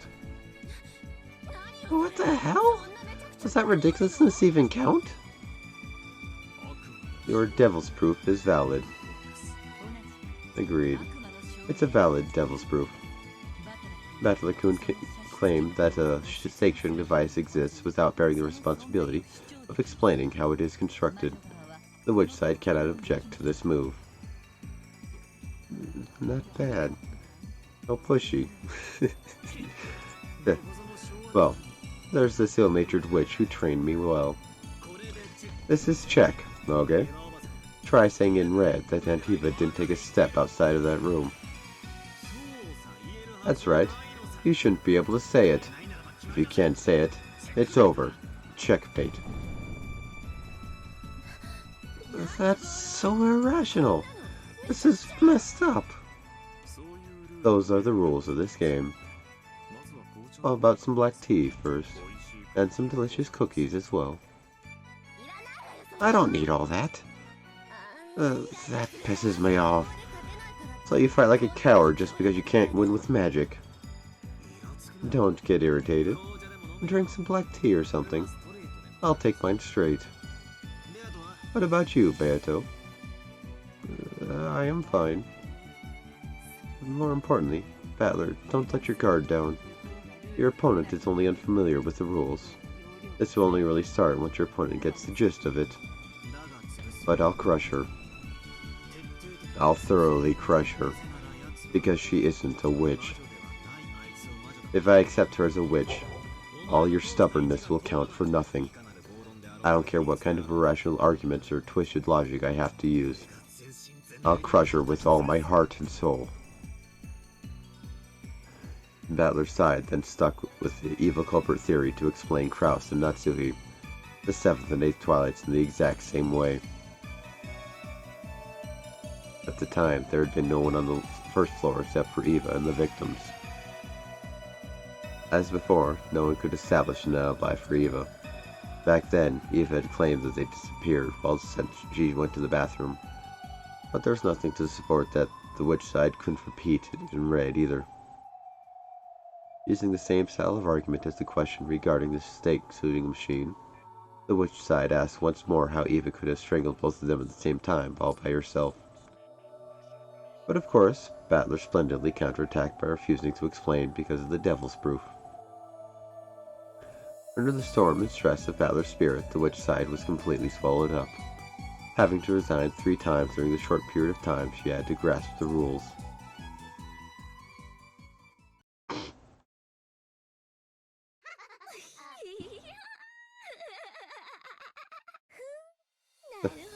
I see. I'm finally starting to get the knack of it. I won't let you have things your own way anymore. This time, let me take the initiative. Arnave, reconstruct the 4th through the 6th Twilights. Pick out Ushiromiya Kiri. For now, let me return to the murderers of Rudolph, Kiri, and Hideyoshi during the 4th through 6th Twilights. What is she thinking? Why would she return once more to a situation where she's lost? I see. This is an unusual attack, and one you do not use. Be careful. At the time, the survivors were barricaded in the guest house. They didn't have food, but out of concern for their safety, they were at least prepared to go without eating until the next day. However, in the end, 3 of them went out for food. That's right. In the end, 3 people went outside to get food. It's a pain, so I'll add in some red and say it. Kiri didn't think that they needed food. Since going without food for about a day wouldn't kill them, she claimed that they should not leave the guest house.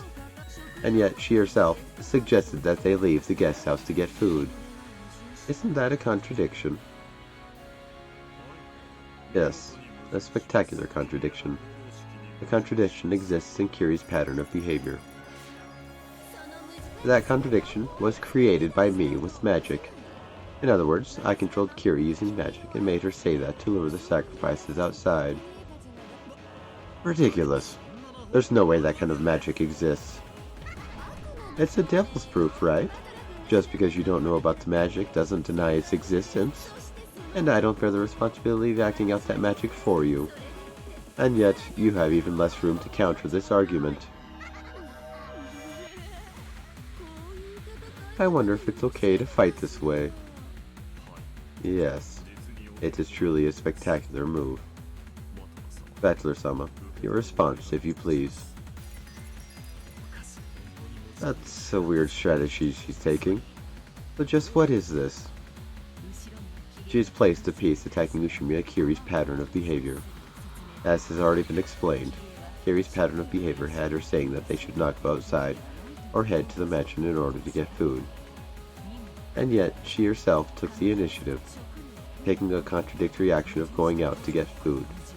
Unless you can explain this contradiction, she will use this violent move to claim that magic was the cause. Well, that's probably what Kiri-san thought in the beginning. But she probably, thought through a few things midway, then changed her mind and decided that food really was necessary. It'd be bad if, when things got tough, we were so hungry that we had no energy. And, well, she is claiming that this change of heart was due to her magic. In short, while it might be extremely difficult, you must explain the reason for Kiri's change of heart. What are you saying? You're talking about the inside of Kiri-san's head, right? Can I also summon Kiri-san's ghost and question her? Hayato, can't you call Kiri-san here or something? She cannot. That is a move permitted only to the witch side. Sorry. Fuck.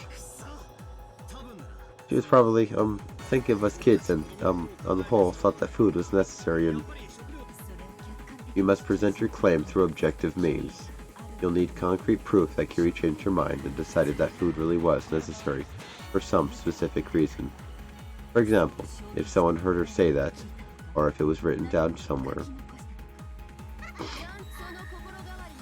Simple, they were hangry. And there, that's a very English phrase, hangry. Too bad. The reason she changed her mind was not passed on to anyone, nor was it written down. Therefore, you can only speculate as to what was inside Kiri's mind. But it's impossible to explain. You don't have a single counter to my move. Isn't it your turn to resign now, Battler-kun? It is possible to hypothesize endlessly as to the reason behind her change of heart. And it is impossible to crush all of those endless possibilities. A detestably spectacular move. If Battler-sama were to have a method of countering, it could probably only be that move. What move is that? Well, I wonder what kind of move it could be. I have a feeling that it was my lady's specialty, but I cannot remember. Quit being stingy and tell me. You can't. Beatrice, no answer will be given to those who stop thinking for themselves. Think. Think in your own way. Why don't you resign right now?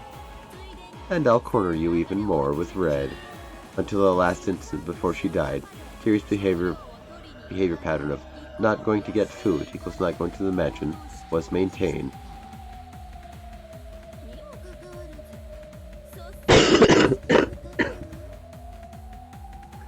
I'm going to reread that.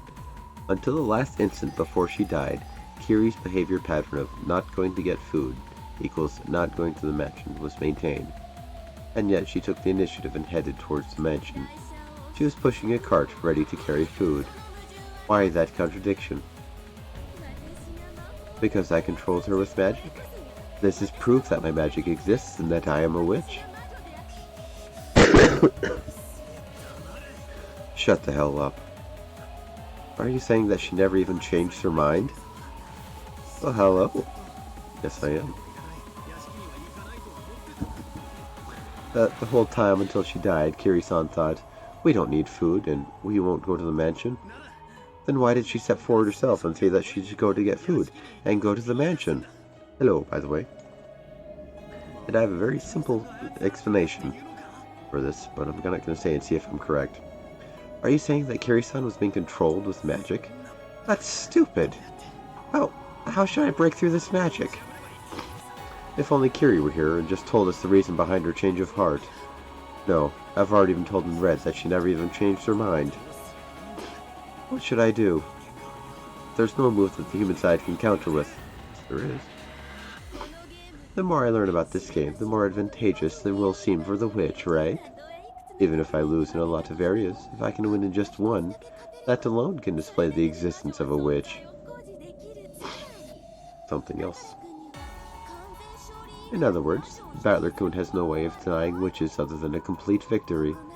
How truly funny that even though you thought you could corner me and call me Eva, it's all been spun around by nothing more than the inside of your respected Kiri-san's head, right?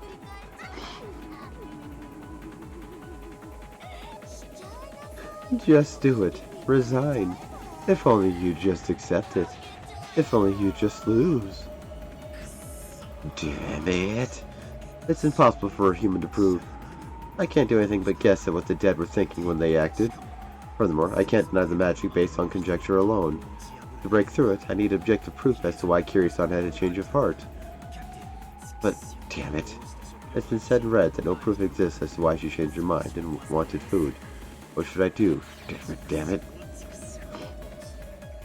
Battler-sama, is this your resignation? Not going to get food equals not going to the mansion. But then how should I understand Kiri-san's thoughts, which actually do contradict each other? You can't understand. It's impossible to understand and impossible to interpret. That darkness dissolves the witch. Come on, it's so useless to think, so quit, okay? You can't just deny witches. After all, I exist right here. I am the Golden Witch. I stole that name from the former witch over there. You can't deny that I am Beatrice. Damn it. You have no right to use that name. And yet, I can't think of a move to deny it. Valor could no longer counter this witch, who was laughing insanely in triumph. He didn't want to give up, but no move appeared. He ground his teeth, making his fists with both hands. But even so, he couldn't think of a brilliant counterattack. Battler-sama, your time limit is over, so will you resign?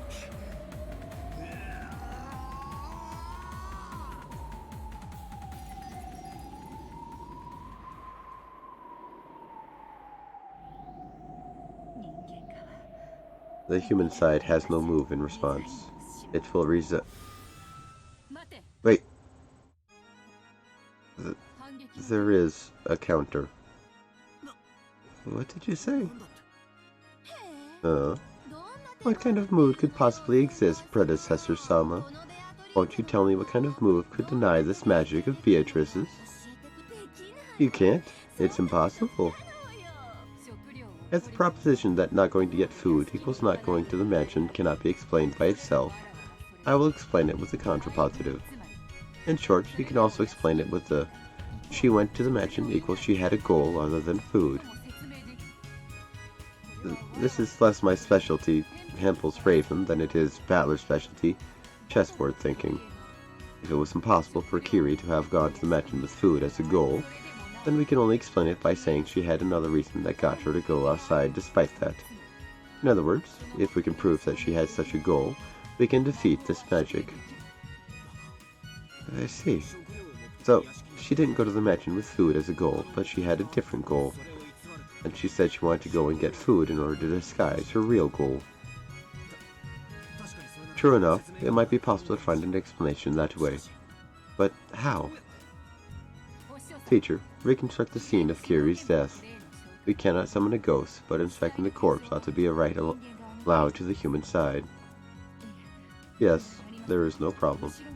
I shall reconstruct the scene where Ushiro Kiri died.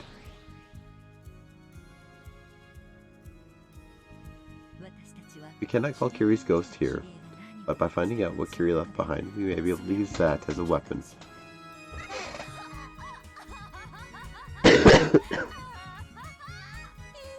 Fine, search as much as you want. There's no way you'll learn anything. I just said it in red a short while ago. Kiri did not leave anything written down. No matter what you find, how could you possibly figure anything out? We may find nothing. But Battler is grinding his teeth, fighting to think of a move to break through you. This is all that I can do.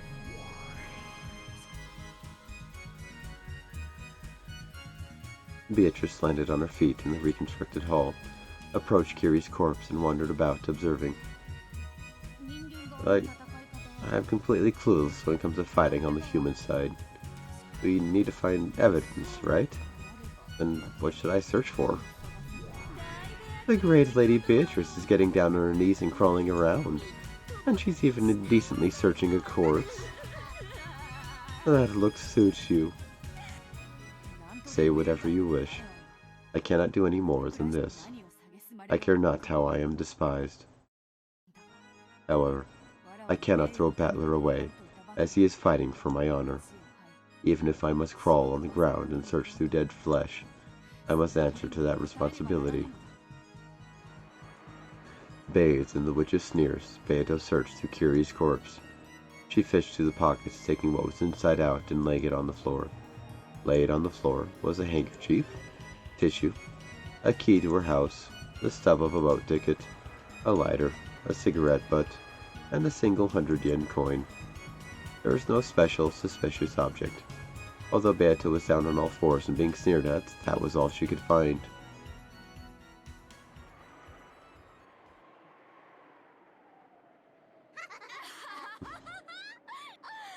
What's with that seedy-looking trash? How do you think you can break my magic with that stuff? Worthless, worthless. Are you a moron? How can you be so lame and right after you cut in between us, talking so tough?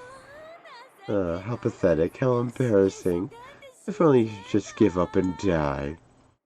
The witch fell over laughing, lambasting Beato. Beato hung her head, trying to withstand this shame. My lady, are you finished with your inspection? Indeed. I will not find any more than this. Can you make any counter from this evidence? If not, then the human side must resign. Obviously, you don't have any room to argue back. I am a witch. You cannot break through my magic. You're no longer anything but a former witch. A loser who isn't even allowed to take the name Beatrice anymore. Come on, pile up as much trash and rubbish as you like, and just try to break my magic. You can't, right? You can't, can you? And why is that? It's because I'm a witch? It's because you're just a loser without a name.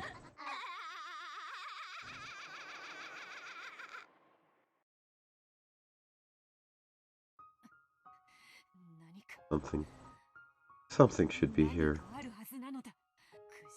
I won't lose heart. I will not lose heart.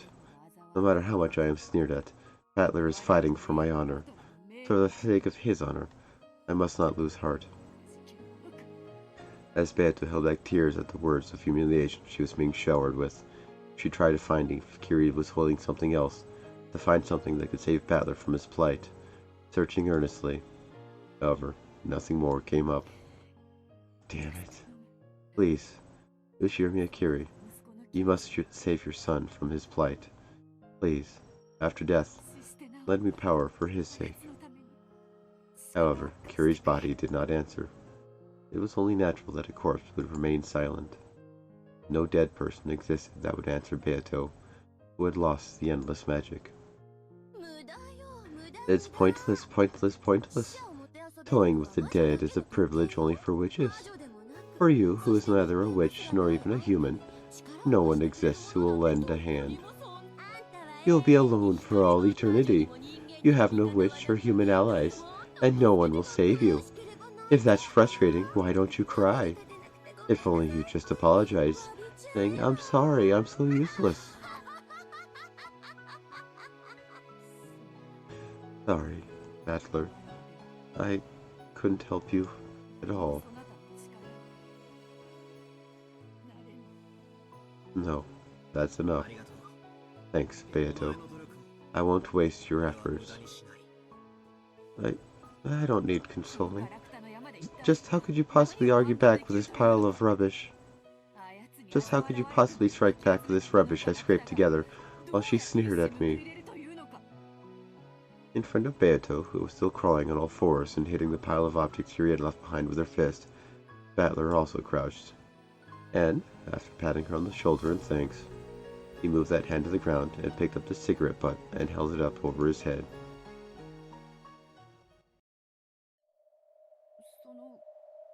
What are you trying to say with that trash? Kiri-san doesn't smoke. But Kiri also had a lighter on her. True, she didn't have an actual box of cigarettes, but at a glance it naturally looked as though Kiri had a smoking habit. Dad smoked, but Kiri didn't. But she did walk around with just a lighter to light Dad's cigarettes. Huh? So what? If the husband smoked, and even if the wife didn't, it wouldn't be strange for her to be holding a cigarette. Maybe she just picked up the cigarette butt of her husband, who had bad smoking manners. What are you trying to say? What does this have to do with my magic? Nothing at all. I'll say more. This is a different brand of cigarette than what Dad smokes. Sorry, Beato. Could you look into the pockets of Dad's corpse too? Indeed. You mean this? Checking the brand. The brand is different from the cigarette butt. The cigarette butt Kiri is holding is not of the same brand that Rudolph smokes. And so what? Maybe Kiri is just a good girl who likes things to be clean, so she couldn't leave a fallen cigarette butt alone and picked it up. I wouldn't, though. Beato, sorry, but one more time, please. Uncle Hideyoshi's pockets. In this family, only Dad and Hideyoshi smoke cigarettes. It's here. Is this it? Beato found a cigarette box in Hideyoshi's pocket, took a single one out, and held it up. Checking the brand. We acknowledge that the cigarette butt is of the same brand that Hideyoshi smokes. And so what? How can you break my magic because you found Hideyoshi's cigarette butt in Kiri's pocket? That's right. This cigarette butt is a message from Kiri-san. No. The cigarette butt itself is the reason that Kiri-san left the guest house. Beato, thank you. If you hadn't found this, I would have given up here.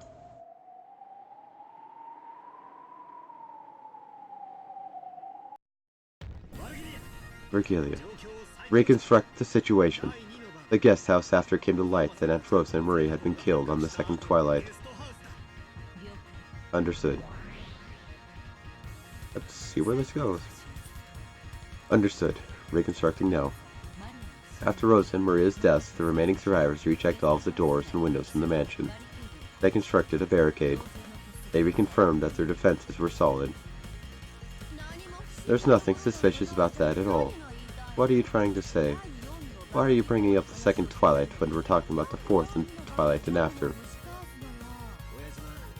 Dad carried a portable cigarette butt holder with him. I'm finally starting to see why Kiri-san went out of her way to put a cigarette butt in her own pocket. It was because that cigarette butt meant something. That cigarette butt was itself a message left by Kiri-san for us. Then let's hear it. How do you plan to deny me with that single cigarette butt? As we've heard, after the second twilight, an inspection was done of all the rooms in the guest house. At that time, Kiri-san found something that shouldn't exist, in a place where it shouldn't be. Something that shouldn't exist? What do you mean by that? It's this cigarette butt. This was set in the ashtray of the guest room that Uncle Hideyoshi was in. Huh? What's wrong with there being a cigarette butt in an ashtray? Are you sure there isn't something wrong with your head? Aunt Eva hated smoking. There's no way there'd be a cigarette butt there while Aunt Eva was sick and sleeping. However, there was a cigarette butt in the ashtray. When she saw that, Kiri-san noticed immediately. Uncle Hideyoshi was lying.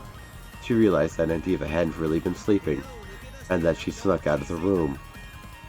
Repeat it. This cigarette butt was crushed out in the ashtray of the room where Aunt Eva and Uncle Hideyoshi were resting. I refuse. I finally got it. Thank you, Beato. Was I of some use? Yeah, you were. Tear it. We'll tear the mask off the fake witch. From that cigarette butt, Kiri realized that Hideyoshi was creating an alibi for Eva's sake. Hideyoshi had been tasked with watching over the room to create an alibi, and during that time he was unable to withstand the tension and smoked. Then, Kiri had confessed that to Rudolph. She confessed that there was a good chance Eva was the culprit, and Hideyoshi was an accomplice. Next, Kiri-san proposed that they go to get food. She then asked Uncle Hideyoshi to lend a hand. This could only mean one thing. Kiri-san planned to isolate Uncle Hideyoshi and question him about the truth. Your Hempel's raven is valid. Unless the witch side counters this move, the existence of the magic that supposedly controlled Kiri-san has been denied. What did you say? I deny it anyway. I deny it. It wasn't me. No, it wasn't Ushimi Eva. Eva was sleeping in her room.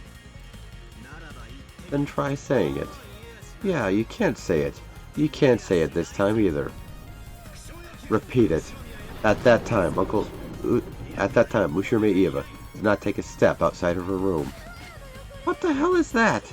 I'm the one who was attacking, right? Why am I the one being attacked now? When did offense and defense get reversed? I'm the one questioning you, right? The witch, me, so why? Again, repeat it. Ushimi Eva did not leave the room. There's no way you can say it. It's checkmate! Does the witch side have a move in response? There cannot be one. There is no truth that can be accepted from a false witch dressed up with truths and falsehoods. You aren't qualified to call yourself a real witch. You aren't the golden witch. You're a human. Ushimi Eva.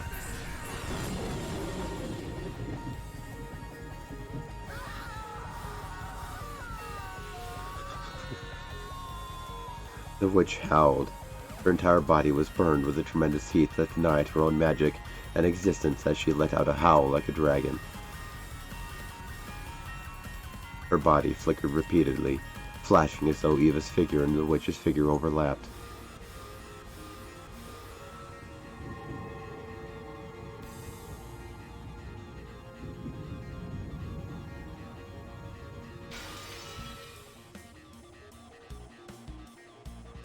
However, that chill was sucked into the flicker, making it return to the original form of the cruel witch.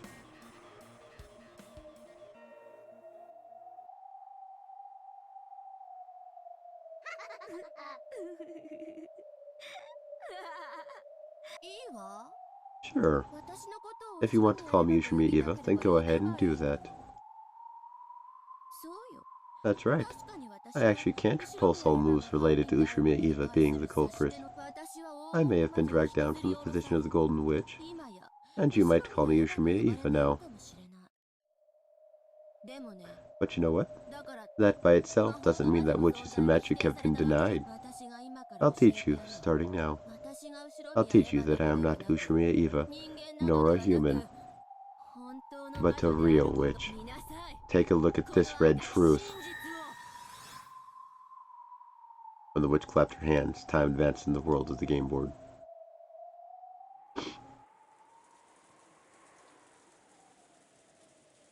And I think I'll call it for now. We'll figure out where the rest of this battle goes tomorrow. And maybe my voice will return by then. And oh yeah, and thank you everybody who decided to follow me. That was a bizarre turn of fate.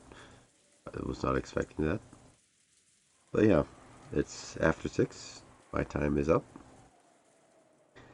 And the battle of Battler and Eva has begun. I'll see you tomorrow. Maybe we'll wrap up this episode then. Maybe not. We'll see where we go from here. Have a good one, everybody. Take care. And find out your favorite words or odd little phrases and whatnot. The language is an interesting thing.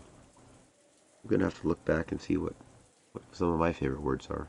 I've never really thought about it. Anyway, take care. See you later.